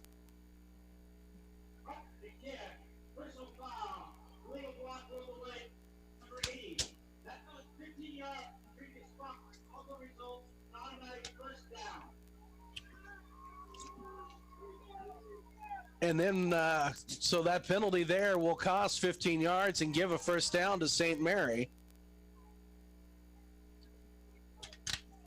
So another special teams mistake that you just can't have. You can't, and on any special teams now, there is no chop blocks of any kind, and that is just a massive mistake. After the defense just got a 3 and out, responding to the 3 and out that St. Mary's defense had earned, and now you get St. Mary great field position in Ottawa territory. So after the penalty, it'll be 1st and 10 from the Braves 37. Tominic will hand it off to Roller. Roller bounces it outside. There'll be a flag for a hold coming in against St. Mary as Roller gets up to the 35, what would be a gain of 2. But with that penalty, it's going to push it back 10 yards. Ottawa's still holding St. Mary under 100 yards of offense so far, just 73 total yards. And it is going to be a holding. So that'll put the ball back to the 47, which was the original line of scrimmage when the punt happened and the penalty occurred. So 8:59 to go, third quarter, 26-0, Ottawa in front. Barnhart will split out to the far side along with Haskins. Single receiver near side, Gutka. Tominic with Roller behind him. Tominic looks to throw. He's going to dump it off to Roller. Little safety valve. He gets away from Johnson on the far side. Gets back to the original line of scrimmage. Gets across the 40 on the far sideline. And he's up to about the 35 of Ottawa. Colby Johnson read that play, but Roller just kind of shoot him off like a fly as he outweighs him by easily 50 pounds. Johnson tried to go low, but Roller picking up those knees and stepping right over the top of him. So it looks like he stepped out of bounds at the 38. So that will be a gain of 9. It'll be 2nd down and 10 now from the 38 of Ottawa. Tominic, pistol look, wants to throw. Throws it near side, looking for Gutka. Almost picked off as it was over Gutka's hand. His head there and goes right into the hands and bounces to the ground as Devin Johnston not able to hold on to it. That is one that I think Johnston was thinking about the 6 points and whatever dance he was going to do when he got to the end zone instead of making the catch. In the right position, pressure being put on the backside there by the outside linebacker, Christian Relford, is what forced the early throw from the quarterback. And it almost turned into a big play defensively for Ottawa. So it'll be 3rd and 10 from the 38 of Ottawa. Tominic will have a tailback behind him. He's going to look to throw, fires. It'll be incomplete. The intended receiver, Barnhart, on the far side of the field slipped. He still was able to get his hands on it, but couldn't hang on to it. Almost made the grab anyways. Almost an impressive grab there by Barnhart. Threw his hands up in the air, and after he fell to the ground and almost made a fantastic catch. Instead, it's going to be 4th down for the Spires. And so it'll be 4th and 10 with the ball on the 38 of Ottawa. Spires look like they're going to go for it here. Graham will be the tailback behind Tominic. 2 receivers here near side now. Graham will split out near side. It'll be thrown to him. He'll trip himself up after he makes the catch and gets to the 35, and he'll be brought down at the 34, well short of a first down. There'll be a gain of 4, though, and a turnover on downs. Braves defense continuing to make stops. That is the 3rd turnover on downs on the afternoon. As the defense has continued to, as we're waiting to see here, what is going on. Ottawa still pulling players off. Some of the defenders now realizing that they turned it over on downs. But the defense reading their cues and staying in the right play and keeping everything in front of them today. So Kagi on a little shovel pass gets it to Sanders, who will be brought down quickly and cleanly.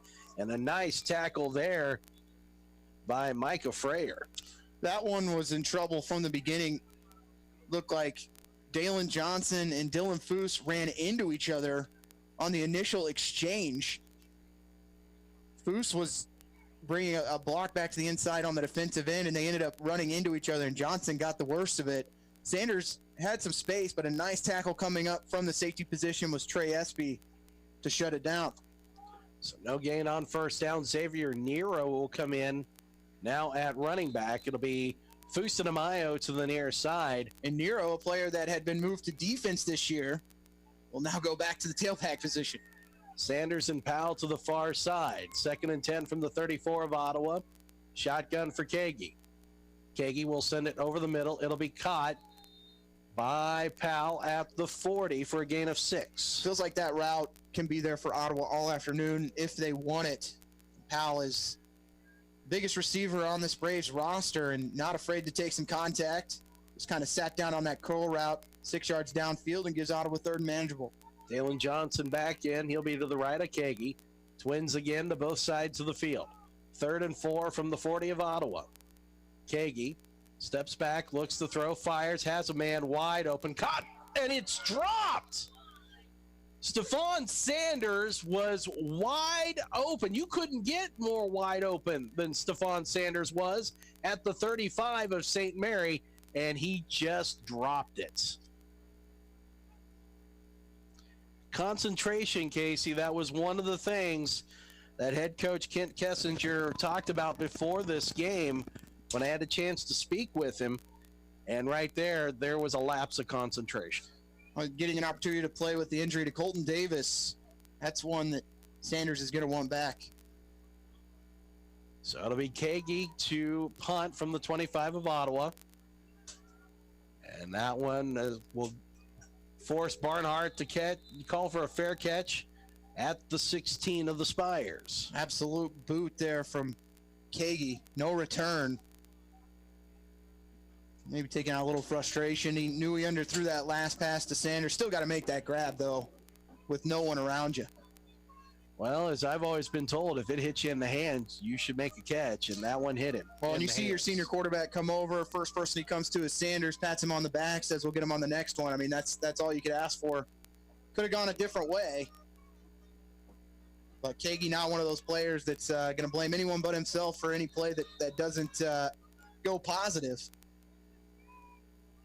Which is why he's one of the captains on this team. So it'll be Barnhart near side, Gutka far side. Now Gutka in motion far to the near side. Roller in the backfield. He'll take the handoff, and he will pick up a couple of yards to the 18, as St. Mary has just really been content in just running it straight up the middle, Casey. They've done everything they could to get things going forward.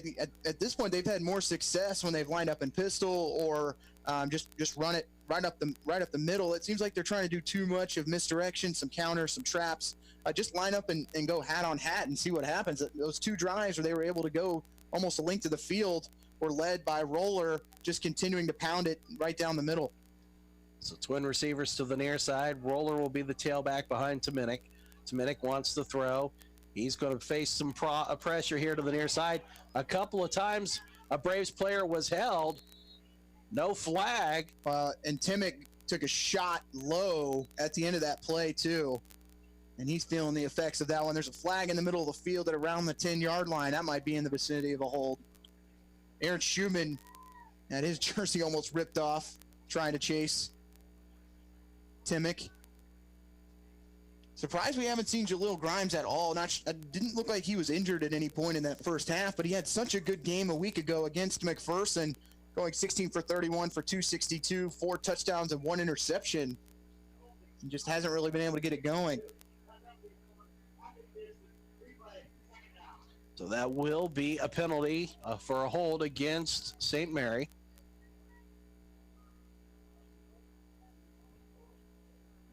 And Tomink will now have to be closer to the shadow of his goal line, as that'll push the ball back to the 9-yard line after the penalty.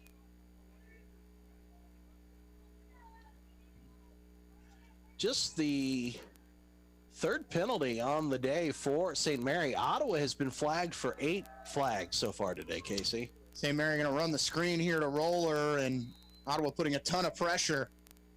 Making the tackle around the 10 will be Colby Johnson. But yeah, and I think a lot of the penalties Ottawa has had, you had an offsides or two, a holding penalty, then that low block. St. Mary, a team that's one of the most penalized in the conference this year at over 85 yards a game. But Ottawa's been the one to make those mistakes today. So a gain of a yard will make it 3rd down and 16. It'll be at the 10 of the Spires. 2 receivers will split out to the far side. Tamink will have Roller behind him. Tamink will look to throw, slings it, wants Gutka, and it was too far in front of him, incomplete. That's going to bring up 4th down, and the Spires will have to punt. And that one was going to be short whether the grab was made or not. Ottawa just, again, keeping everything in front of them, but when you get teams into 3rd and 15, 16 situations, you should be able to keep them there, or at least force them to punt. And Foose might get a good opportunity here to take one back as long as Ottawa doesn't get another chop block. Foose will be at the Spire 45, 5:17 to go, 3rd quarter. Braves in front 26-0. Barnhart will get it away. High kick, and it'll be a fair catch called for by Foose at the 40 and he of St. Mary. Takes a hit after the play, even though he called fair catch. Official's going to say he was just wrapped up. Almost let it pop out, but that was a high kick that the wind was blowing it back away from him. Able to make the grab and give Ottawa good field position. Braves offense, Bob, really has stalled out after that impressive first quarter. Haven't really seen them move the ball very well, and St. Mary has kept them total yardage just about 220 yards now, well below the season average for the Braves. Foose in motion, far to the near side to make 3 receivers. Kagi had the ball, dropped it as he was trying to get rid of it quickly. It looks like they were setting up a screenplay to Sanders. And again, more concentration issues. And that, I think that's part of it here, Casey, when you take a look at it all. You do so well, and then all of a sudden, now you lose 7 yards all the way back to the 47. Yeah, just getting behind the sticks is what's happening here. And there's, your playbook only has so many plays for 2nd and 17. So 2 receivers to the near side. They're going to hand it off to Dalen Johnson. He'll take it around the far side. He'll pick up a couple, but be ran out of bounds over on the St. Mary's sideline. Looks like they may just give him, no, they're going to call it no gain. He goes out of bounds at the 47. Seen Jordan Hobson today, but we haven't seen Greg McMahon get involved in the game at all. Trying to find him on the sideline as well. A player that over the last few weeks has stepped into that tight end 1 position, but Hobson's has been out there today. So 3 receivers to the near side, 1 to the far side. Johnson to the left of Kagi, who rolls out to the near side. He'll throw it, and it's picked off at the 35 of St. Mary. Up to the 40, the 45, into Braves territory to the 40, to the 35, the 30, and tripped up finally at the 33 goes the strong safety Garrett Carter, who was sitting right back there, and that's a huge momentum play there. The first turnover of the day by the Braves, and it's a big one. Yeah, Kagi's got to throw that one away or just get out of bounds and pin St. Mary back with the punt. Throwing back across your body into the middle of the field is a big no-no. And St. Mary with their best starting field position of the afternoon. At the 33 of Ottawa, and that play was not going anywhere from the beginning, and this again, Casey, is just all of a sudden someone makes some adjustments and this Braves team just not able to figure them out. As Timink will have Graham behind him, 2 receivers to the far side, a single to the near side. And they're going to look to throw the deep ball. It'll be incomplete. They were looking for Barnhart in the slot. Braves had a couple around him. Well, Barnhart, if he keeps going down the seam, he's making that grab. But the 2 receivers, I think, were worried about running into each other and kind of forgot where the ball was. So that'll bring up 2nd down for the Spires.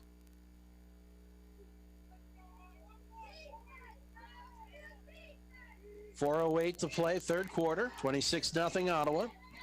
2nd and 10 from the 33.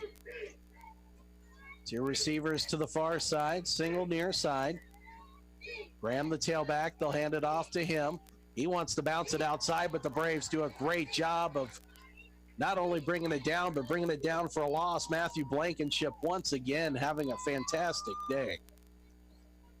Just continuing to read the run perfectly as they will bring in Williams and Jordan Reddick to go with the dime formation here defensively. That's going to be a loss of 4 back to the 37.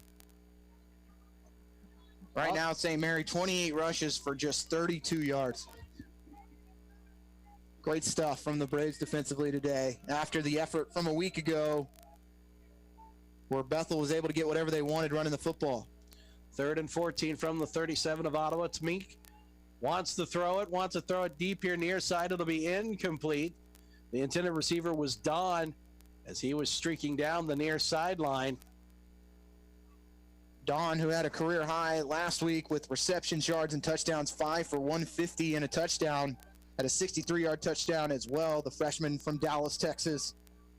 Unable to make an adjustment on that play. Him and Johnston, a little bit of contact down that sidelines, but the officials have really let him play today.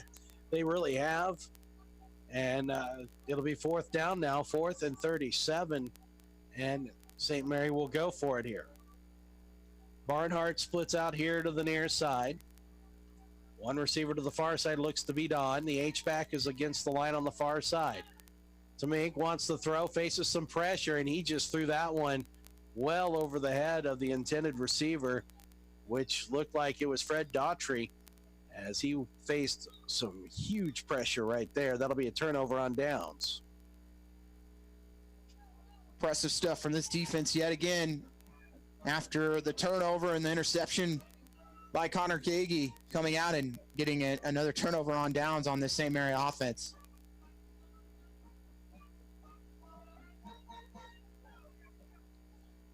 So the ball will be at the 37 of Ottawa as the Braves will take over. Trying to get the correct ball into the game.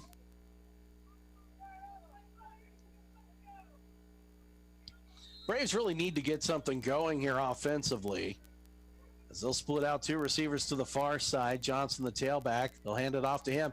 He goes right through the middle, across the 40, the 45, breaks a 1 tackle at midfield, still on his feet, into St. Mary territory. He's at the 30, and he'll be undercut at the 27, and that's where the Braves will have possession.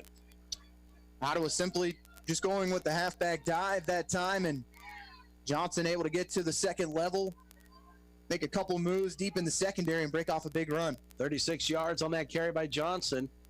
It'll be Powell and Foose near side. McMahon, the tight end, over the far side near the line. They're going to fake the handoff. Kagey's going to throw it to McMahon. He shoves one guy to the ground and then gets stood up at the 25. Kagey really had 2 receivers he could have gone to. Actually, yeah, McMahon able to get past the first one. Hobson's also running as Ottawa overloaded that left side, and Hobson's was about 6 yards farther down the field, just streaking, and Kagey misses him, but a nice play by McMahon to shake off the first tackler, pick up minimal yards. Gain of 2, 2nd down, 8 from the 25 of the Spires, 2:14 to play 3rd quarter. Single receiver, both sides of the field. Kagey has Powell wide open. He had to come around and turn around to pick that one as Kagey threw it short, but he's into the end zone. Touchdown, Braves. But a flag on the play on the far side. Maybe a legal formation. Not sure Ottawa had enough guys on the line of scrimmage.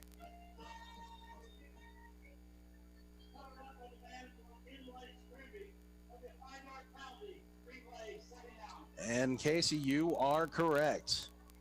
Well, it ends up being an illegal man downfield. Looked like McMahon ran a route, and he had to stay in on that play and be a blocker. It's either him or Hobson. So that'll push it back to the 30-yard line after the 5-yard penalty. It should remain 2nd down. So it'll be 2nd down and about 13. They'll fake the handoff. Kagey wanted to bubble screen it.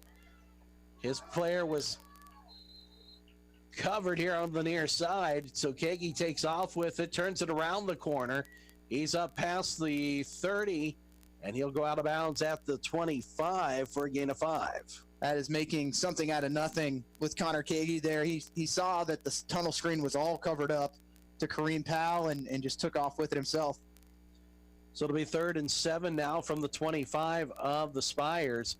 And this would be a real disappointing drive here, Casey, if Ottawa's not able to do anything being this deep. It really is 4-down territory here.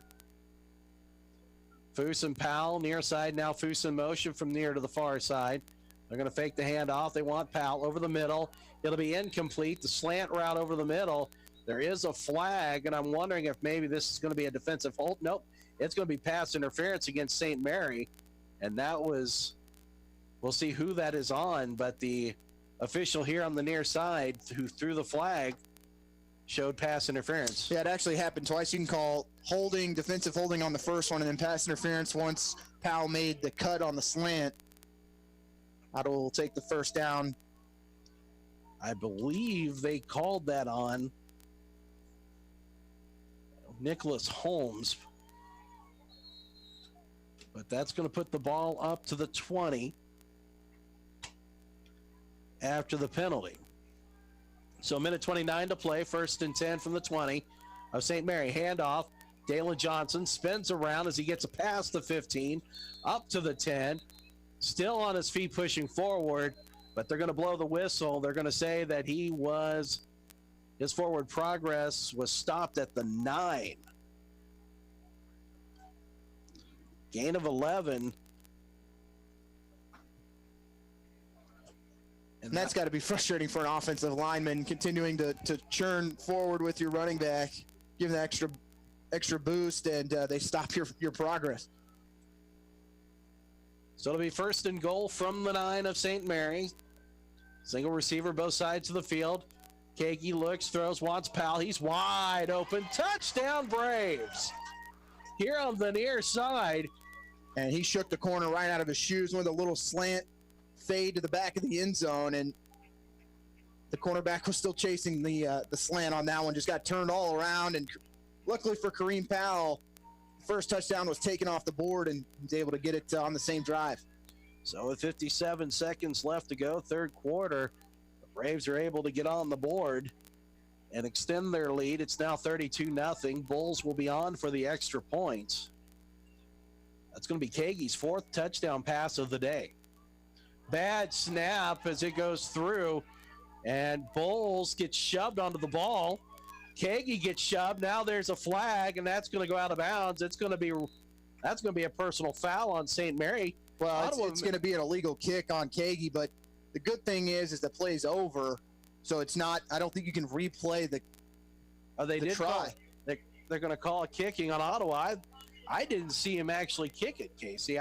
Yeah, it'll just be the point is no good is what it turns into. So smart play by Kagi, because St. Mary had 4 or 5 players that were ready to pick that ball up and take it to the end zone for 2 points. They're going to. I don't think it can be enforced on the kickoff either. So the officials are going to talk about this.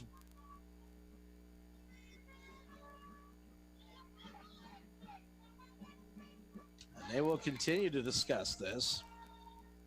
But it is 32-0 Ottawa. Braves have scored 20 in the first, 6 in the second, and now 6 here in the third. And special teams continue to be an adventure that you don't want to be on.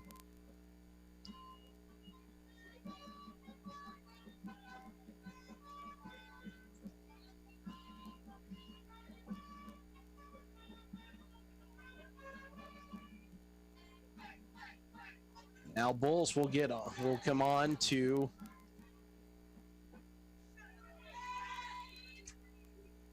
kick it away for Ottawa. One back for the Spires. Inside the 15 to the 14. It'll be taken at about the 23 on the run. Up across the 30, the 35, and now to the 40, and up to the 45. The Braves will finally bring down the returner. That's one where you would probably rather him just kick it as hard as he can, and ends up being instead of a squib, it's kind of in between a squib and a full kick. Ends up being a line drive, so the receiver able to catch it on the run at the 20. Picks up big yardage all the way out to the 45 as Ottawa making some subs here defensively. It was number 81. Unfortunately, I do not have a number 81 listed.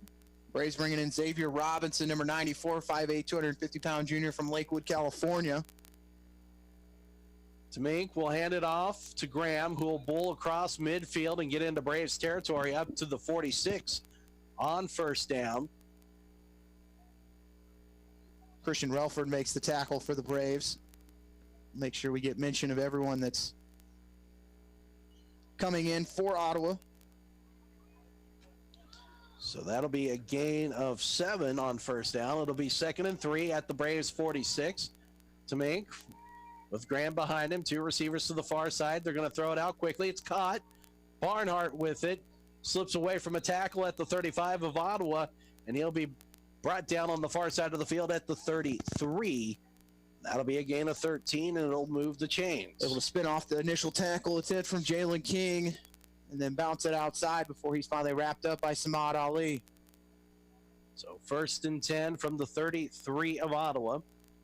2 receivers will split out here to the near side, but that's going to end the 3rd period of play. And we will take a 60-second break. You're listening to Ottawa University Braves football here on 1220 and 103.7 FM KOFO. Sports, information, and entertainment in East Central Kansas. KOFO K279CS Ottawa, where keeping you informed comes first. Technology, mobile banking. I totally heart my bank. Kansas State Bank, a better way to bank with community people you know. Member FDIC, equal housing lender. No matter the brand, Adams & Brothers can prepare your home comfort system for the cold Kansas winter ahead. Call them today, 785-242-9273. Adams & Brothers, maintaining your comfort for over 30 years.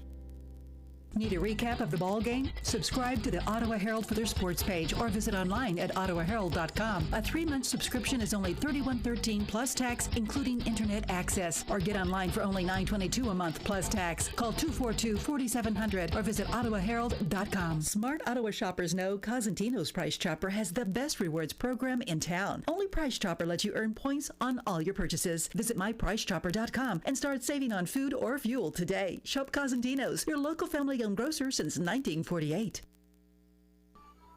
Spires will have it here as we start the 4th quarter. 1st and 10 at the Braves 33.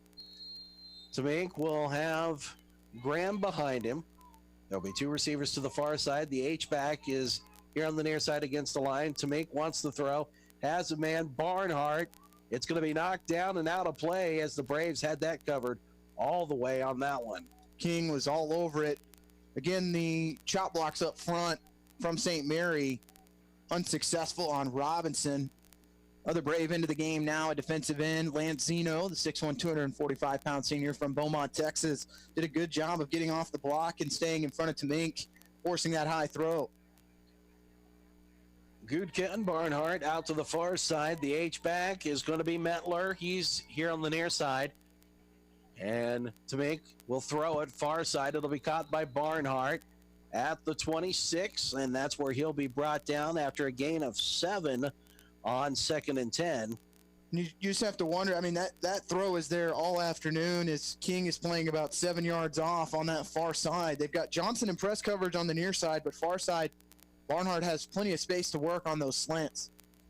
So again, Gudka and Barnhart far side. Tamink with Graham behind him. It'll be 3rd and 3 from the 26 of Ottawa. Ball at the far hash. 11 on the play clock. 14-15 on the game clock. They're going to hand it off to Graham. Graham bounces it outside, and he's going to get to the line of scrimmage, and that's it. He's going to be escorted to the side boundary and will not gain much else. Yeah, Colby Johnson yet again there to meet Graham, and also Jalen King, which one in the run game, he is so helpful to have at that corner position because he played safety the majority of this season, so not afraid to come up and make some tackles. Unfortunately, last week he was just they were double teaming him outside on that pitch play, and it was what was killing Ottawa, giving him so much space, as St. Mary will go for it here on 4th down. Loss of a yard back to the 27, 4th and 4. They're going to hand it off to Roller. Roller is going to be close. I think he's got it by a couple yards. He will have it at the 22. Not sure if Ottawa was expecting pass there, but St. Mary breaks out the halfback draw on 4th and 4. Roller picks up 6. So the ball will be at the 22 now of Ottawa. Clock still running. Ottawa, though, all right, because St. Mary, not a lot of get up here, hurry up and go on here. As Barnhart moves to the near side, Gutka far side, Roller the tailback behind Tamink. And Roller will take it right up the middle. He'll drag a player with him across the 20 and up to the 17. And that'll be a gain of 5 on 1st down. Colby Johnson does not want to try and square up Nick Roller. He'd rather go for a ride and bring him down after 5 yards than try and square him up right now. But with all the subs on the defensive line, Casey, not to interrupt you, an upset possibly brewing. Southwestern is in front of Sterling now, 17-10. Southwestern just has that magic sometimes throughout the year. We've seen it in years past. This is a tough place to win in Winfield. Tamink wants to throw, had single receivers both sides of the field. He's going to get rid of it. There is a flag. That may be a hold against the Spires on 2nd and 5 from the 17. Kansas Wesleyan still in front, 48-0 on McPherson. Avila nursing a 7-6 lead, and Friends and Bethany are tied at 17. Ottawa will see those last 2 teams to finish the season. They'll play here against Friends next week and then finish at Bethany. And that Bethany matchup will be interesting with former offensive coordinator Curran White, the head coach now for the Swedes, a team that has played really well the last couple weeks. They pick up a win a week ago over Tabor and are playing close right now with Friends. So that'll be a hold against the Spires. The H-back Reese Metler called for that. That's going to push it all the way back to the 27 with that loss of 10. And it'll be 2nd down and 15 from the 27 of Ottawa. Mink wants to throw again. He's in trouble, and he's going to be sacked. He had nowhere to go as the Braves brought a lot of pressure. That's a loss back to the 31. It's never a good sign for a quarterback when you look to your right and you see Aaron Schumann coming at you, and then from the backside, Christian Relford. And Ottawa able to now on 3rd and very long get Womack back into the game along with Jordan Reddick. You know, some backup quarterback working here on the near sideline for Ottawa, as that will actually maybe working out the backup offensive lineman as well. That will be a loss of 4 back to the 31. 3rd and 19 now with under 12 to play. We'll have a timeout called for by St. Mary. That'll be their first of the half, and we'll take it with them. 11:39 to play. 32-0 Ottawa. We'll take a 30-second break. You're listening to Braves football on 1220 and 103.7 FM. Protect you and your family from the flu. Hi, this is Laura Hibberts, pharmacist at Kramer Pharmacy in downtown Ottawa. Did you know you can get your flu shot at Kramer Pharmacy at 134 South Main? The flu can be life-threatening to some young people or elderly. It's best to get the flu shot as soon as you can so you're protected going into flu season. Covered by Medicare and most insurance. Get your flu shot today at Kramer Pharmacy, downtown Ottawa, with convenient parking on Main Street or out back at Legacy Square. Call 242-2055 or visit KramerRx.com.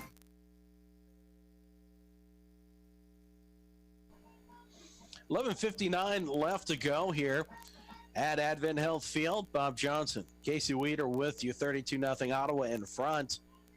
Braves scored 20 in the first quarter, 6 in the second quarter, and 6 more in the third. And when we come back to play here, it'll be 30-19 for the Spires at the Braves 31.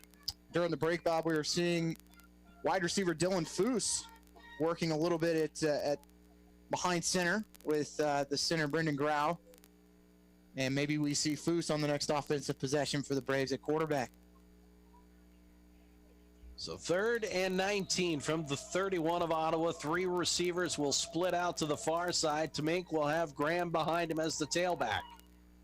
Ball will be between the hashes. To me, to throw. Has a man over the middle. It'll be caught. And a big stick at about the 16. He will be short of the first down, but a nice catch. That looked like it was Barnhart. Barnhart knew he was going to take a shot there from the safety, Kobe Womack, and he's definitely feeling the effects, but able to pick up the first down. It'll be a gain of 15. It'll make it 4th and 4 for the Spires at the Braves 16. And the Spires obviously will go for it. Barnhart, that's his 5th catch now, near 50 yards on the day. So Gutka and Barnhart to the far side. The H-back Longoria along with Reese Bettler here to the near side stacked up. They're going to hand it off. That's going to be Graham. He's going to be brought down just across the 15 to the 14. He'll be short on a gain of 2. And that will be a turnover on downs.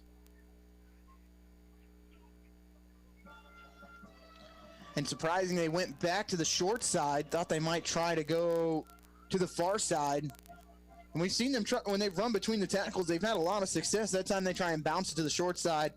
But again, the defense makes the plays. A lot of backups in on that drive defensively, getting some of their first snaps of the season. And it is Dylan Foose at tailback. And quarterback, whatever. Or excuse me, at quarterback. Kareem Powell. They're going to hand that off to Dalen Johnson, who will bring it around here to the near side. He'll move up a yard to the 15 on 1st and 10 from the 14. I want to give you an update on the Lady Braves women's basketball. Come up short to Baker 63-62, so back-to-back losses to NAI Division I opponents in the heart of America. Even though you lose those games, Bob, a really good start for that team, playing really good defense and finding a way to stay with those clubs. It'll be Powell near side, Amayo to the far side, shotgun for Foose, Johnson the tailback. They're going to hand it off to him. He finds a hole right up the middle as he moves past the 20 and up to the 22 on a gain of 7 on 2nd down. Sanders will check in as they will take out McMahon, try and spread it out here. So it'll be 3rd and 2 from the 22 for Ottawa. Ball will be at the near hash. Well, Coach K put it in the air here with Foose. So Sanders and Amayo to the far side. Powell here to the near side. Johnson to the right of Foose. They're going to hand it off. Johnson looks for a gap. He's got one. He's on his horse. He's at midfield. He's to the 45, the 40.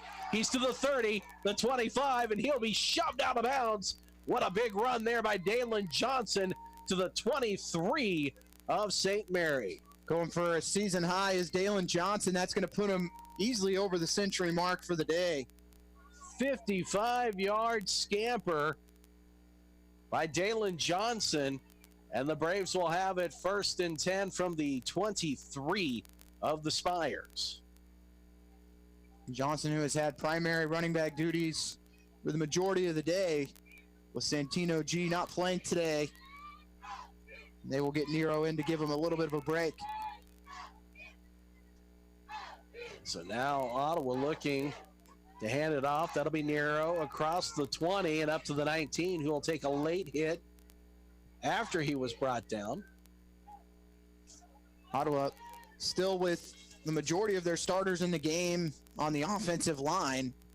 Seeing Kyler Cowart come into the game at the right guard position.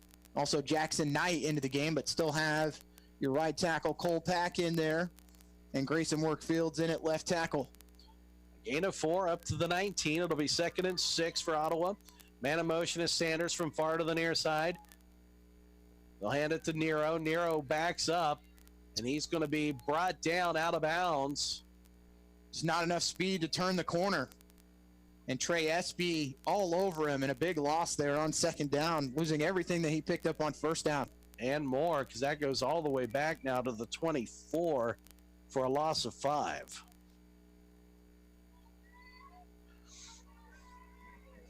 .344 yards of offense today by Ottawa University, just 136 for the Spires.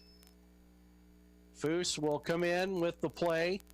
13 on the play clock, 8:34 on the game clock, 32-0 Ottawa. Johnson to the left of Foose. 2 receivers to the far side. Foose is going to keep it himself. He'll spin forward, get some of the yards back as he gets up to the 22 after a gain of 2. So 4th and about 8 for Ottawa. And definitely a passing situation here for your wide receiver turned quarterback, Dylan Foose. So 4th down from the 22. As we work our way under 8 minutes to go. 4th down from the 22 of the Spires. Braves have to get to the 13 of St. Mary. Mayo near side, single receiver far side is Powell. Foose is going to throw, floats one up, wants Powell. It's caught, touchdown Braves! On the first pass of the year for Dylan Foose, he throws a touchdown to Kareem Powell, who made a nice adjustment. Powell does such a good job, Bob, of getting his head turned around and finding the football, something he's been really good at all season.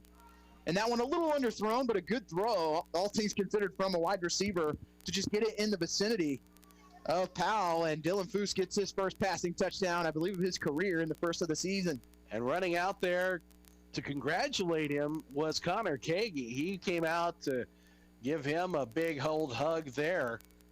And now the extra point coming up for Bulls with 7:39 to play in the game. Kick is up. Kick is good. So 7:39 to go. It is 39-0. Ottawa in front. We'll take a 30-second break. You're listening to Braves Football on 1220 and 103.7 FM KOFO. How would you like to work at the most exciting new restaurant and destination location in Ottawa? Open interviews for all restaurant positions are now taking place for the Primetime Grill at Fusion Alley. Visit the Pro Shop at 2204 South Princeton Circle Drive, Monday through Friday from 11:30 to 4:30, Sunday 2:30 to 5:30. After hours, you can interview at the Comfort Inn, Monday through Friday from 5 to 7 or Saturday 11 to 5. See the Fusion Alley Facebook page for more information. Be a part of the fun and the newest location to dine in by applying at Primetime Grill at Fusion Alley, opening in December, where you'll always find good, clean fun. So the Braves are on the board again after a 22-yard touchdown pass. Foose to Powell, 39-0. As the Braves waiting for the special teams to take the field here. We'll have one back for the Spires at the 10. Trying to see who that is. The jersey's folded up in the front, so cannot make out the number. But that may be Elijah Creighton. Bulls will be on to kick it away here.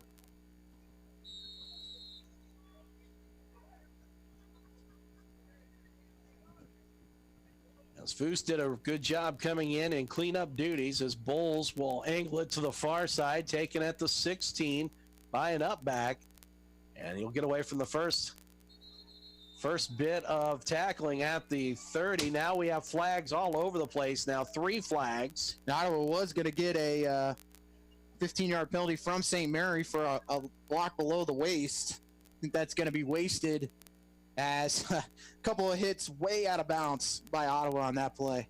Law was on the return up to the 33, but we'll wait and see. And this one might be on Dion Williams again. If it is a 15-yarder, would that be his second? Him and Samad Ali both in that area. Also Christian Relford making the tackle on that play. Officials discussing. Well, let's see what the call is here.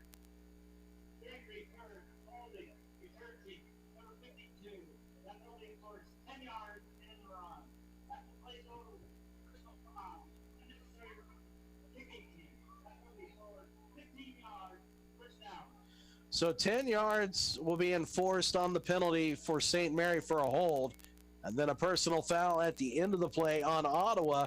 And so the Spires will actually end up with better field position as they'll start out at the 37 on their side of the field. That penalty is actually to go on Matt Blankenship, his first personal foul of the day. So 1st and 10, St. Mary at the 38 of the Spires. Tmink will have Graham behind him. In motion is going to be Gutka. They'll hand it off right up the middle. Goes Graham. He lowers the shoulder across the 40 and up to the 44 for a gain of 7. Ottawa's done a good job of bottling up Graham for most of the day. He's had 20 carries, just now going over 40 yards for the day. Quite a change from a week ago when he ran for 106 yards on 28 carries. Second down and 3 from the 44 of St. Mary. Ball between the hashes. They'll hand it off to Graham. Nice hole up the middle. First down yardage. He'll cross midfield, get into Braves territory up to the 47 before he's brought down. One of the positives Spiders fans can take, from this team is how young they are. Graham, a freshman. You've got Jaleel Grimes, a sophomore. Troy Timmick, a freshman. Really only losing Brian Barnhart from the squad. You add in Domingo Don and several others. This will be a team that will definitely be improved a year from now. So 1st and 10 from the Braves, 47, 6:30 to go. 2 on the near side. Now it's going to be Gutkin in motion from near to the far side. They'll hand it off to Graham. He'll take it between the tackle and the guard on the right side of the line. He'll move across the 40 and be brought down at the 36 of Ottawa. That's going to be a gain of 11. Ottawa going to get some subs back into the game. They had backups in for the majority of these last 4 plays as they'll get Blankenship back in. There's been some subs as well. Keaton Rickard has been in there for Ottawa, the junior from Tonganoxie. Keith Waltrip also in. 1st and 10 from the Braves, 36. Good motion, far to the near side. They're going to hand it off. Graham will pick up a yard to the 35 on the far side of the field. Clock continues to run, 5:50 to go. Ottawa on pace to pick up their 2nd win of the season. They have been close so many times, Casey, especially the last couple of weeks. And it's going to be, it'll feel good for Ottawa to get back onto the positive side of the column. To me, we'll have 2 receivers to the near side. He'll look to throw. Sends it out here near side. Caught by Barnhart at the 25. He'll fall forward to the 24. That'll move the chains on a gain of 11. Barnhart with this 6th catch of the day. Bob, you mentioned, this team getting a win. You've lost the last 3 by a combined 15 points. The last 2 by a combined 3 points. You've been right there on the cusp for the last few games. It's got to feel good to be able to walk one off here, with 5 minutes to go, knowing you're up 39. Gutka near side in motion, now to the far side. Hand off, Graham, stutter steps, now bounces it outside. He's at the 21. And that's where he'll be. No, they're going to mark him at the 22. And so just a gain of 2 on 1st and 10. Also have to feel good for this team in general. This will be the first time this year they'll be able to sing the fight song on your home field, as it's been a long time since that week 1 win over Southwestern down in Winfield. Braves now have a chance to possibly finish out the season with a couple of opportunities for wins.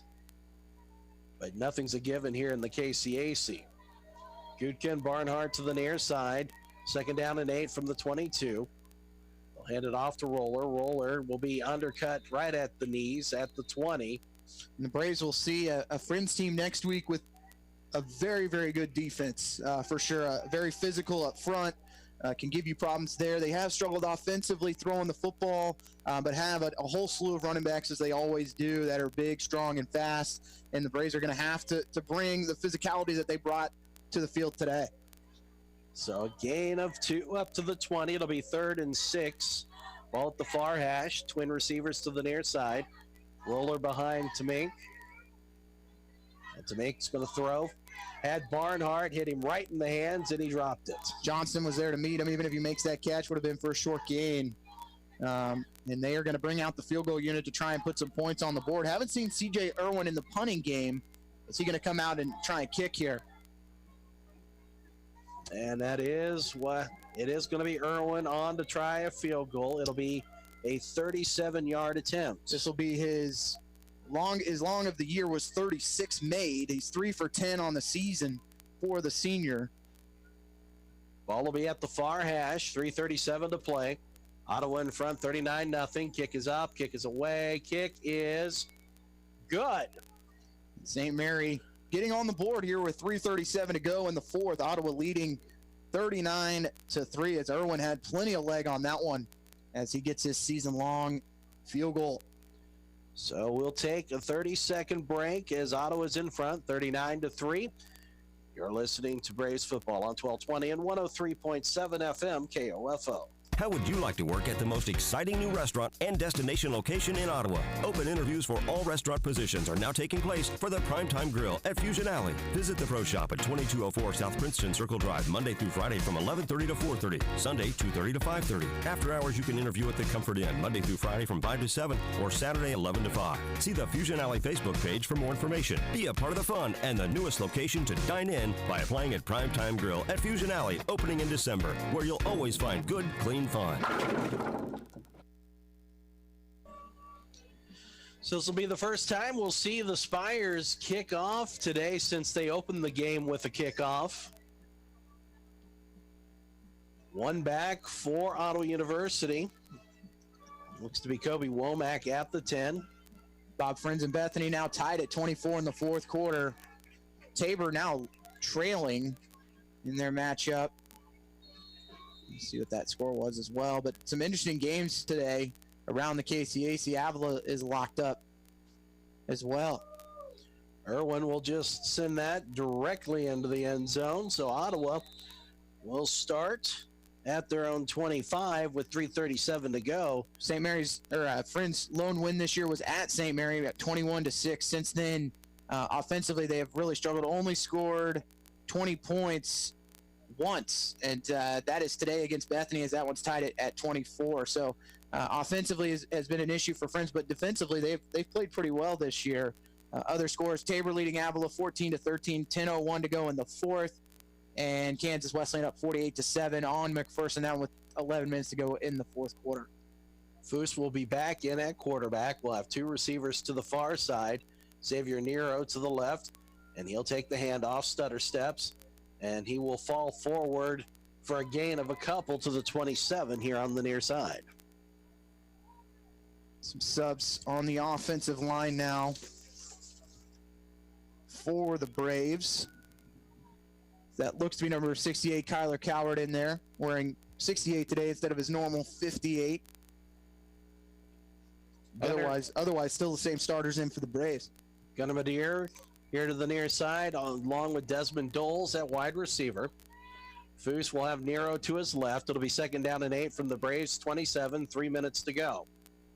Foose will keep it himself.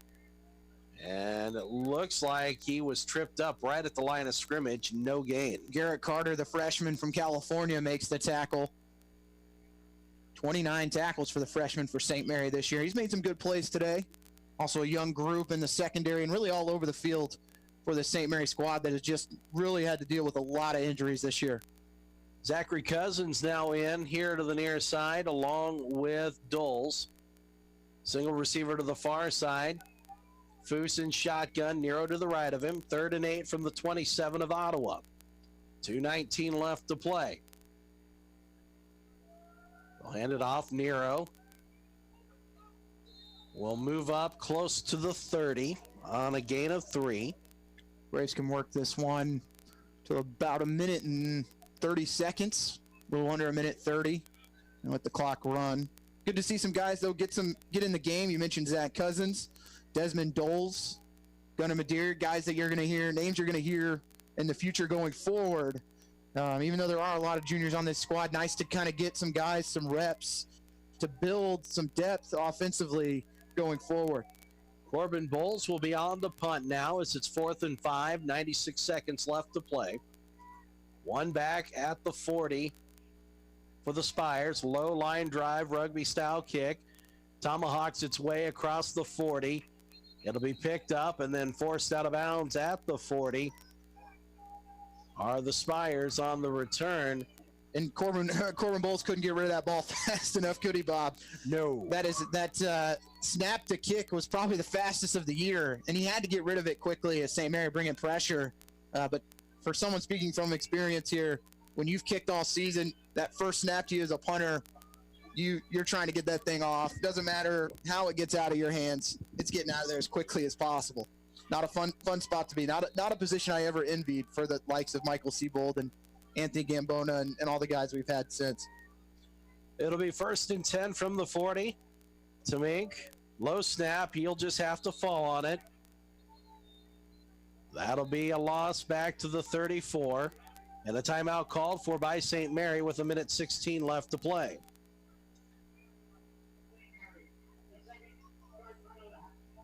That'll be their second of the half. We'll take it with them. 30-second break, 1:15 to play. Braves in front 39-3.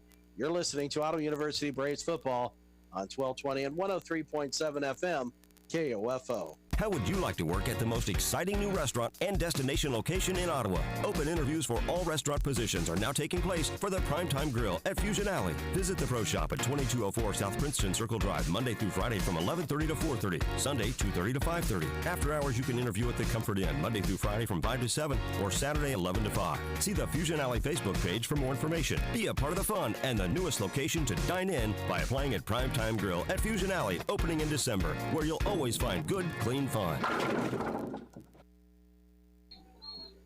So the Baker transfer, Kyle Carpenter, was the one who brought the pressure that forced a bad snap.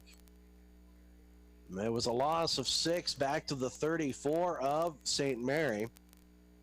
Other guys into the game now for the Braves. Defensively, William Wallace, the redshirt sophomore, 6'3", 245 from Strasburg, Colorado, in a defensive line. And they cannot take his freedom. You can take my football, but you cannot take my freedom. As Dominic will look to throw far side, almost picked off as the intended receiver was Don. Some extracurriculars after the play is going to earn a 15-yard penalty on St. Mary.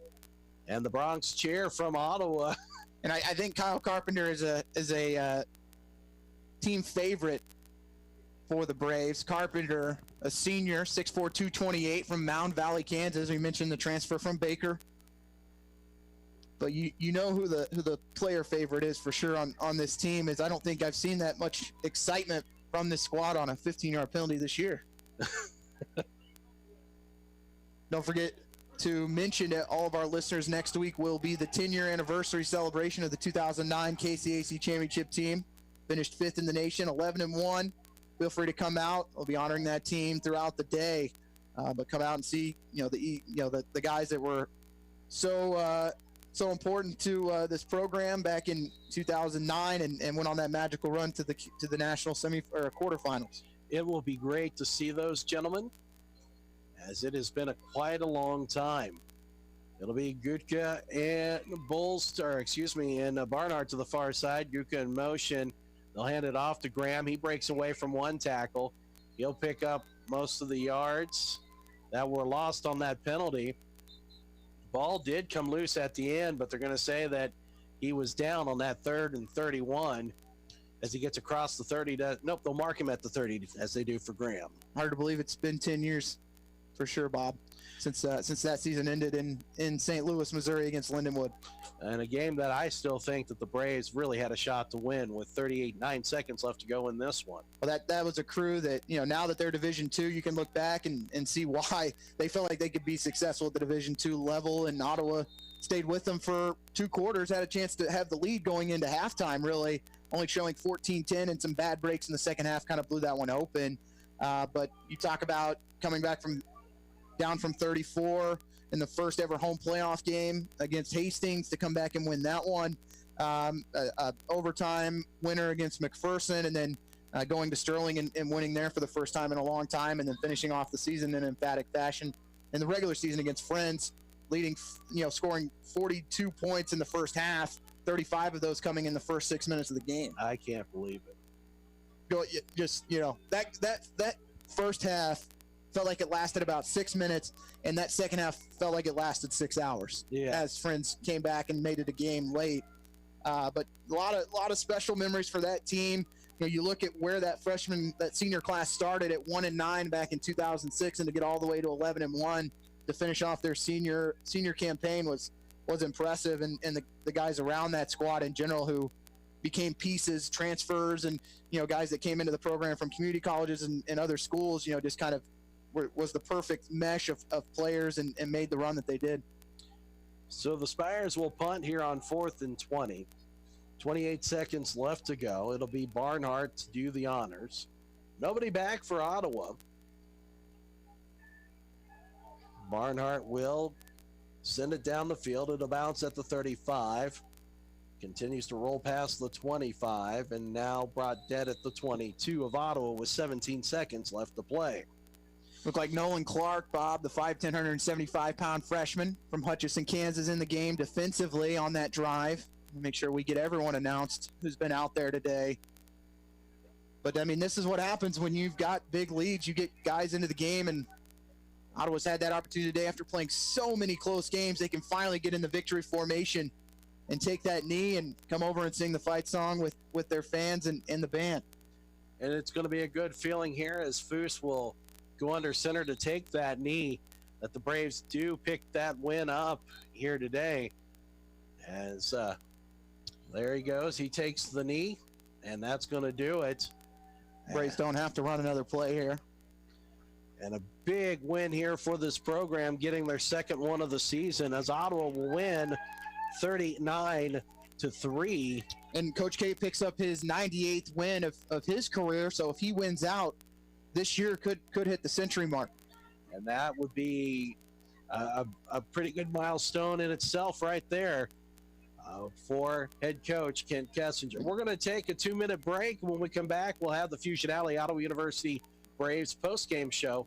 You're listening to us on 1220 and 103.7 FM KOFO. What it means to be an OU Brave is to be yourself. What I've learned here is I've created memories with friends, and I was actually really comfortable being in my own skin here. Everybody has their own personality, and we're all unique here, just trying to live significant lives. And I think I'm going to leave here with an imprint that will last forever and that I can hold on to and look back at and laugh at and see that I not only learned something, but I created friendships and memories that will always stick with me. That's what it means to be brave, to be yourself. Be a Brave. Visit ottawa.edu. It's late at night. You've been visiting family and you're on your way home. You didn't see the deer in front of you until it was too late. Everyone is safe. Your vehicle did its job and protected you. Now you get to find out if your auto insurance does the same.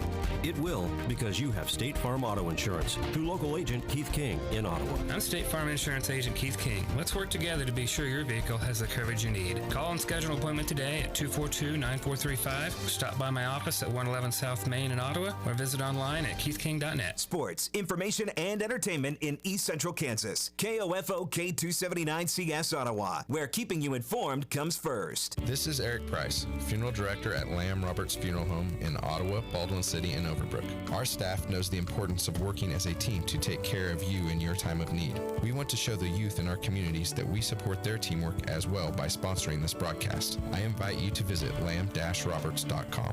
Whether you're in the game or working around the house, injuries happen, but not all of them warrant a trip to the ER. For sprains, minor cuts, and less serious ailments, Advent Health Ottawa's Express Care Clinic can help. Open Monday through Friday, 8 a.m. to 6 p.m. Advent Health Ottawa, helping you feel whole. Visit adventhealthottawa.com. Need a recap of the ball game? Subscribe to the Ottawa Herald for their sports page or visit online at ottawaherald.com. A 3-month subscription is only $31.13 plus tax, including internet access. Or get online for only $9.22 a month plus tax. Call 242-4700 or visit ottawaherald.com. This is Chase Dingle of Dingle & Son Mortuary. I learned very young being in the funeral business wasn't just a job, it was a way of life. Never dull, sometimes stressful, but always fulfilling. I wanted to be a part of that and carry on the family tradition. Dingle & Son Mortuary, 785-242-2323.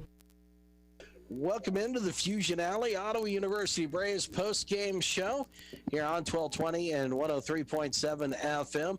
Fusion Alley is your Braves sports title sponsor for the 2019-2020 season here on KOFO. And the great thing is now you can go bowling again. You can join a league, you can host a birthday party, or enjoy a night out with friends. And you can also take part in Cosmic Bowling every Friday and Saturday night at 9:30. Visit Fusion Alley at visit Fusion. Well, it'd help if I could talk.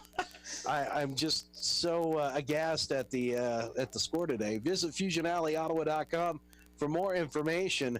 Fusion Alley, good, clean fun at 2204 South Princeton Circle Drive in South Ottawa.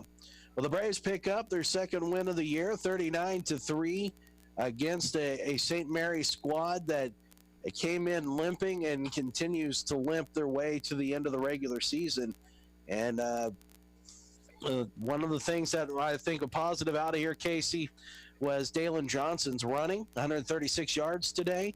But also Kareem Powell had a big day too, 102 yards receiving and 3 touchdowns. He has really separated himself as the top receiver on this team. That's kind of a question we've been asking most of the year, who is going to be the person on the outside to try and, maybe just not fill the shoes of Darian Dillard, but, take some of those catches across the middle, the jump balls, the things that Darian did so well, try and fill in where they could. And Kareem has definitely done that. Braves missed him for a couple weeks while he was injured, came back last week, made some big plays, and then this week was dominant on the outside with 8 catches for 102 yards. So a big day for him. You talk about Dalen Johnson broke off a 50-yard run there in the fourth quarter on Ottawa's final scoring drive. And then, you look Dylan Foose 1 for 1 for a touchdown, and then Kagi going for 4 touchdowns and just 1 interception on the day at 20 for 33. So outside of what the defense did, that offensively, those guys kind of stood out today. We're going to take a 2-minute break here on the Fusion Alley Ottawa University Braves post-game show, and we will hope to hear from head coach Kent Kessinger here in just a couple of minutes.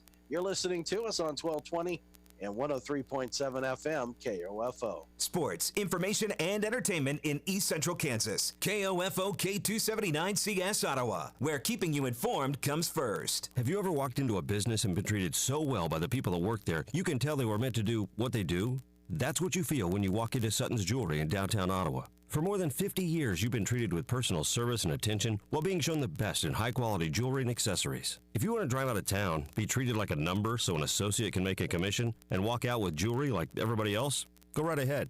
But for a unique jewelry buying experience, walk into Sutton's Jewelry at 213 South Main in downtown Ottawa. Open Tuesday through Friday 10 to 5:30, Saturdays 10 to 2. How would you like to work at the most exciting new restaurant and destination location in Ottawa? Open interviews for all restaurant positions are now taking place for the Primetime Grill at Fusion Alley. Visit the Pro Shop at 2204 South Princeton Circle Drive, Monday through Friday from 11:30 to 4:30, Sunday 2:30 to 5:30. After hours, you can interview at the Comfort Inn, Monday through Friday from 5 to 7 or Saturday 11 to 5. See the Fusion Alley Facebook page for more information. Be a part of the fun and the newest location to dine in by applying at Primetime Grill at Fusion Alley, opening in December, where you'll always find good, clean fun. Does this place look haunted? No, I don't think so. What about those 2 creepy girls? Come stay with us. That is truly frightening. You know what's really scary? Missing out on Geico's great service. With Geico, you get 24/7 access to licensed agents. Thank you, creepy girls. Want to see our room? We're gonna sleep in the car now. Happy Geico-ween. Switch today for 24/7 access to licensed agents. You check things all the time, like your email every 10 seconds, or your ex's Instagram. But what about checking something as important as your credit? Well, Discover makes it quick, easy, and best of all, free. Discover is now offering FICO credit scores to everyone for free, even if you're not a customer. And checking your score won't hurt your credit. We call it the Discover Credit Scorecard. And once you know your score, you should check to see if your current credit card is the best fit for you. Check your credit, compare your card. Go to discover.com/credit scorecard. Limitations apply. Back here on the Fusion Alley Ottawa University Braves post-game show, as the Fusion Alley is the 2019-2020 Braves sports title sponsor here on KOFO. And you can go bowling again. You can join a league, host a birthday party, enjoy a night out with friends, hang out with Coach Kessinger, and don't forget about Cosmic Bowling every Friday and Saturday night at 9:30. Visit FusionAlleyOttawa.com for more information. Fusion Alley, good, clean fun at 2204 South Princeton Circle Drive in South Ottawa. And now speaking about hanging out with Coach Kessinger, he joins us as we welcome him in. And Coach, we get to talk about a victory today. Yeah, it's a great feeling. It's a really good feeling. It's good for our guys. They deserve it. It's good. They played pretty well today. The defense really did a great job of hanging just 3 points, getting 3 points scored against them here. They did a really good job. I thought our defense played hard. We missed a couple tackles, I think, in the second quarter that kind of extended some drives. We had some, really, bad timing and penalties for us. that kind of extended drives too. But for the most part, I think that our defense had their way with their team, and offensively we were doing the same thing. Got a little nicks and dings, which kind of got me a little worried for coming into this next week, but hopefully we can get those guys healed up and ready to go. And speaking of which, Colton Davis, what's the word on him? Yeah, he rolled his ankle on that deep pass in the middle, and it started swelling up a little bit on him. So we decided to take him out. We went with Steph Sanders a little bit. We move in and out, have Dylan Foose play a little bit. I think he played a little bit of everything today except like offensive tackle for us. But we just kind of had to do a little bit of exchange. We are unfortunately we just don't have a ton of depth, and so that's why hopefully we can get him back, because he's definitely a difference maker on our team. Well, I think also one thing that was clear today, that Kareem Powell really made a play as being one of the top receivers on this squad. Yeah, he does. He had some really good, I think, matchups that we exploited. Particularly, down in the red zone, he had some pretty good matchups. We score a touchdown, we get a penalty, we come back, and then we end up getting to the point where, well, the one that he scored, Foose was lined up on the line of scrimmage when he was supposed to be off line of scrimmage, so we ended up having a legal man downfield on the play, but then we're able to come back, and we'd run a couple slants. The second time that we ran the same play. We came back and ran the same exact play, and that time the guy held him. So I thought we'd be a little bit of a trickster and give him an inside move and come to back to the outside, and Kareem did a great job of getting separation and easy pitch and catch for Connor Kagi. Connor looked really good today, with the exception of the one interception, but maybe one of his better games he's played all year. Yeah, I think he did. There's a couple, I think, mistakes, in the first half, where, we just didn't play pitch and catch, or we didn't read our reads right. But he also had some drops too. We had some uncharacteristic drops for our receiving core that kind of slowed down our momentum at times. But yeah, I think overall, he made some pretty good decisions, and I think we ended up with quite a few plus 20s when it comes to the big plays today, and they were definitely in the pass game. Although we had some great ones. Dalen Johnson, had a 55-yard run. I think that we had to replace both of his lungs on the sideline when he came off the other side. So, but. Well, and for the longest time, he was the only back out there, and then you were able to spell him with some Xavier Nero, and yep.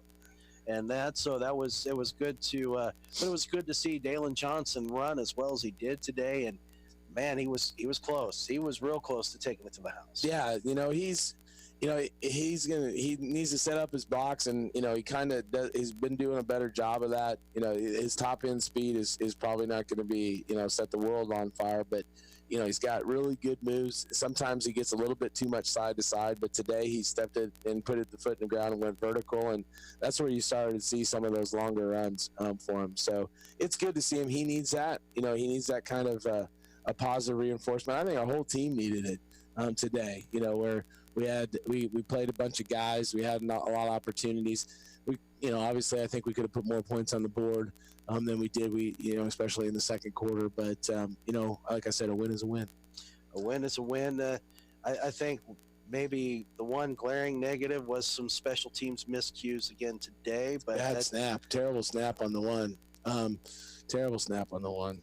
But that's been par for the course for this year, so it's not really a surprise. Yeah, but some great punts. I think Kagi he averaged 43.8 today, and put 3 inside the 20. The one I was disappointed in our defense with is I think we were inside the 10. I don't remember, maybe it was on the 5 or something like that we got a great punt off on, and we let them kind of go down the field, but they didn't end up with any points. But that was prime real estate right there. I think that we could have backed them up and put a score right before halftime. So now you got to get set for Senior Day next week. Yep. You got Friends coming, and it's a typical Friends fashion. They've got a really good defense, and something that the Braves team's going to have to be aware of next week. Yeah, they're always a solid football team. You're always going to get their best effort. I haven't had a chance to watch them too much. We've had some overlap, but the overlap that we've had in the last few games, it was from early season games. So I pay attention to those, but I don't put as much value into the last three, except for the last 3 or 4 games, because then you can see if personnel changes, if they've established and really fit into what they want to do early in the season. There's a lot of mistakes that can happen, but obviously we'll get started on that here even probably tonight.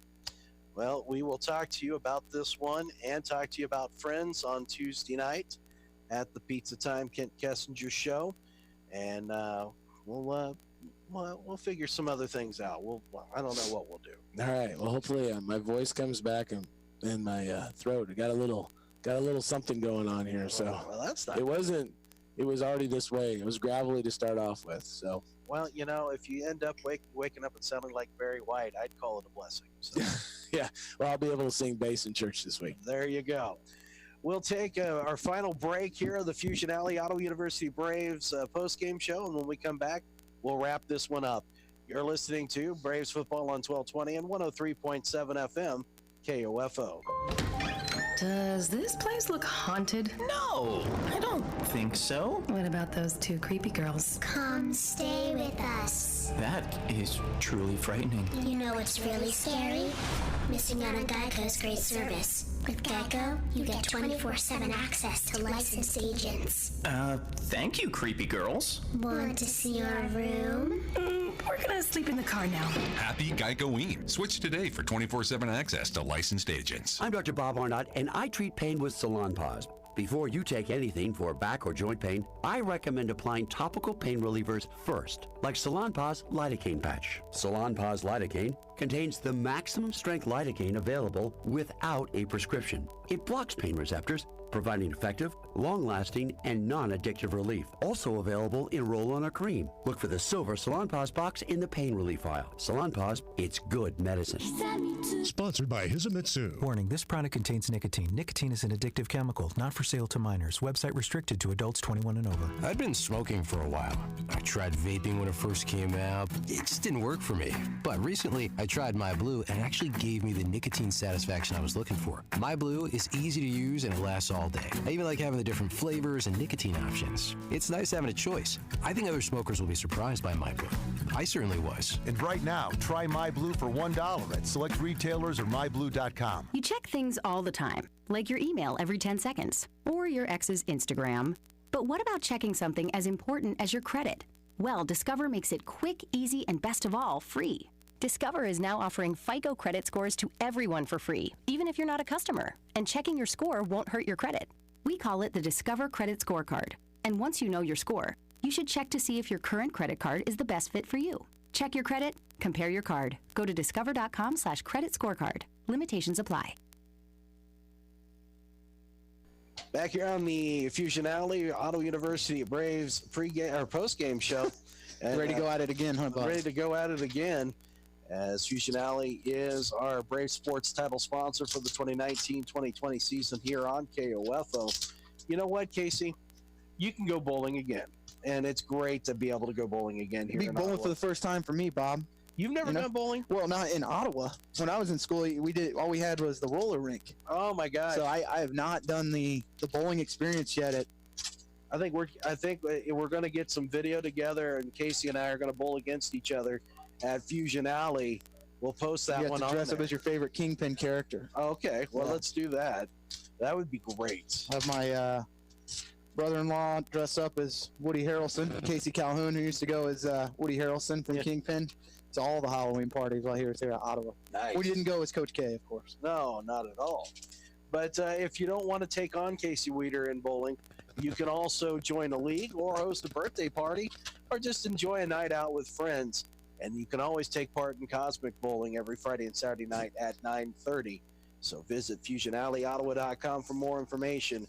Fusion Alley, good, clean fun at 2204 South Princeton Circle Drive in Ottawa. Casey, we now get set for Friends. This team is going to have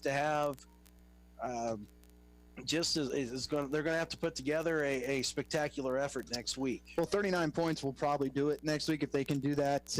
Impressive output, more so in the first half. I think that's one of the things we've looked for this team to do is get off to a good start. And you put up 20 points in the first quarter, you're going to win a lot of football games. And Ottawa now, it's been a while since they've been able to prepare after a win. So that's a lot of confidence coming off of a day off tomorrow on Sunday and getting back at it on Monday. So that's something new that this team is going to have to get used to. A Friends team that is, I believe they ended up, I didn't see the final score in that game. They were in a close one again today. So and that was against Bethany, tied at 24 in the fourth quarter. So they could be coming off an emotional win or an emotional loss one way or the other. But two teams matching up on paper that do things well that the other one struggles with. So Ottawa throws the ball well. Friends doesn't do very well defending the pass. Ottawa at times struggles to stop the run while Friends runs the ball well. Kind of the same situation we had today. Ottawa made some changes defensively to stop the run, and that's how you come up with the 39-3 win. And it's going to be senior day for one, so Connor Kagi and several other seniors are going to be honored. And that's always an emotional game here. You always want to win your last home game. And, Friends and Ottawa have always kind of had that rivalry over the years when they've been at the top of the conference. At this point in the season, not the case, but still a major rival because Wichita has always been kind of at Friends has always been at kind of the pillar of the conference as they've won 3 out of the last 4 Commissioners' Cups. So for all-around sports. So that's a team everyone wants to get. And Ottawa's going to get the best shot from Friends on Saturday. You have the 2009 team being honored on Saturday as well. So maybe a bigger crowd than usual, maybe more like what we saw for homecoming. But it's going to be a great afternoon. Hopefully we have good weather like we have the last couple weeks, and the Braves can come out with another win and get Coach K closer to 100. And that would be a huge one. And then, of course, Braves get ready to go on the road to finish the season at Ottawa West in Bethany. And so so an opportunity to finish out the season on a positive note. And Casey, real quick, anybody, can you drop any names on who might be here next week for that 09 celebration? Well, for those that watch this team, I know Jay Smith is flying in. Fielding Brenner will be here. Of course, Andy Otto is around. Quentin Fleming, a left tackle from those teams from later on, but was a freshman. That's another thing people forget is from those teams from 10, 11, 12. Those guys that were huge contributors, they were freshmen that year. So learning from and being the scout team for a defense that had 2 Division I guys, at the linebacker position. We haven't got official numbers yet. Of course, everyone flying in from all over the country. So we'll try and get a few on the radio at halftime next week after they're honored on the field. Maybe some coaches as well stopping by, some Wendell Smiths of the world, Josh Molkas, whoever else comes in. So we'll make sure and honor those guys and look forward to celebrating and reminiscing one more time.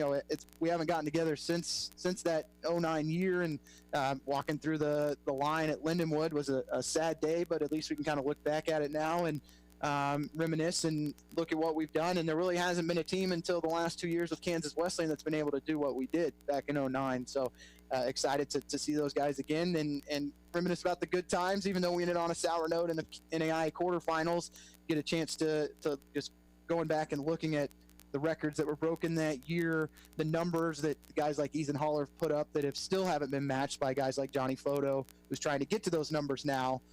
Just some of the ridiculous numbers those offensively that team put up, and then defensively how dominant they were at getting to the quarterback. Seth Lamolka is way up in the numbers for sacks that year.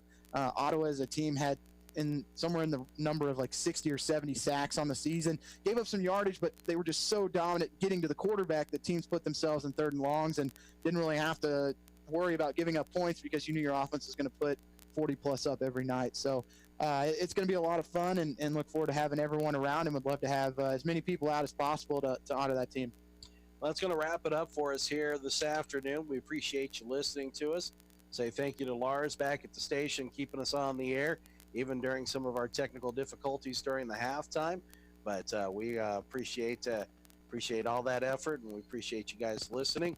We will be back on the air with you a week from today at noon for the Fusion Alley Ottawa University Braves pregame show. And then kickoff will be at 1. And, of course, don't forget the Pizza Time Kent Kessinger show Tuesday night at Pizza Time here on 1220 and 103.7 FM KOFO. Braves win by the final score of 39-3. And we'll talk to you Tuesday night from Pizza Time. Thanks for listening to Braves Football.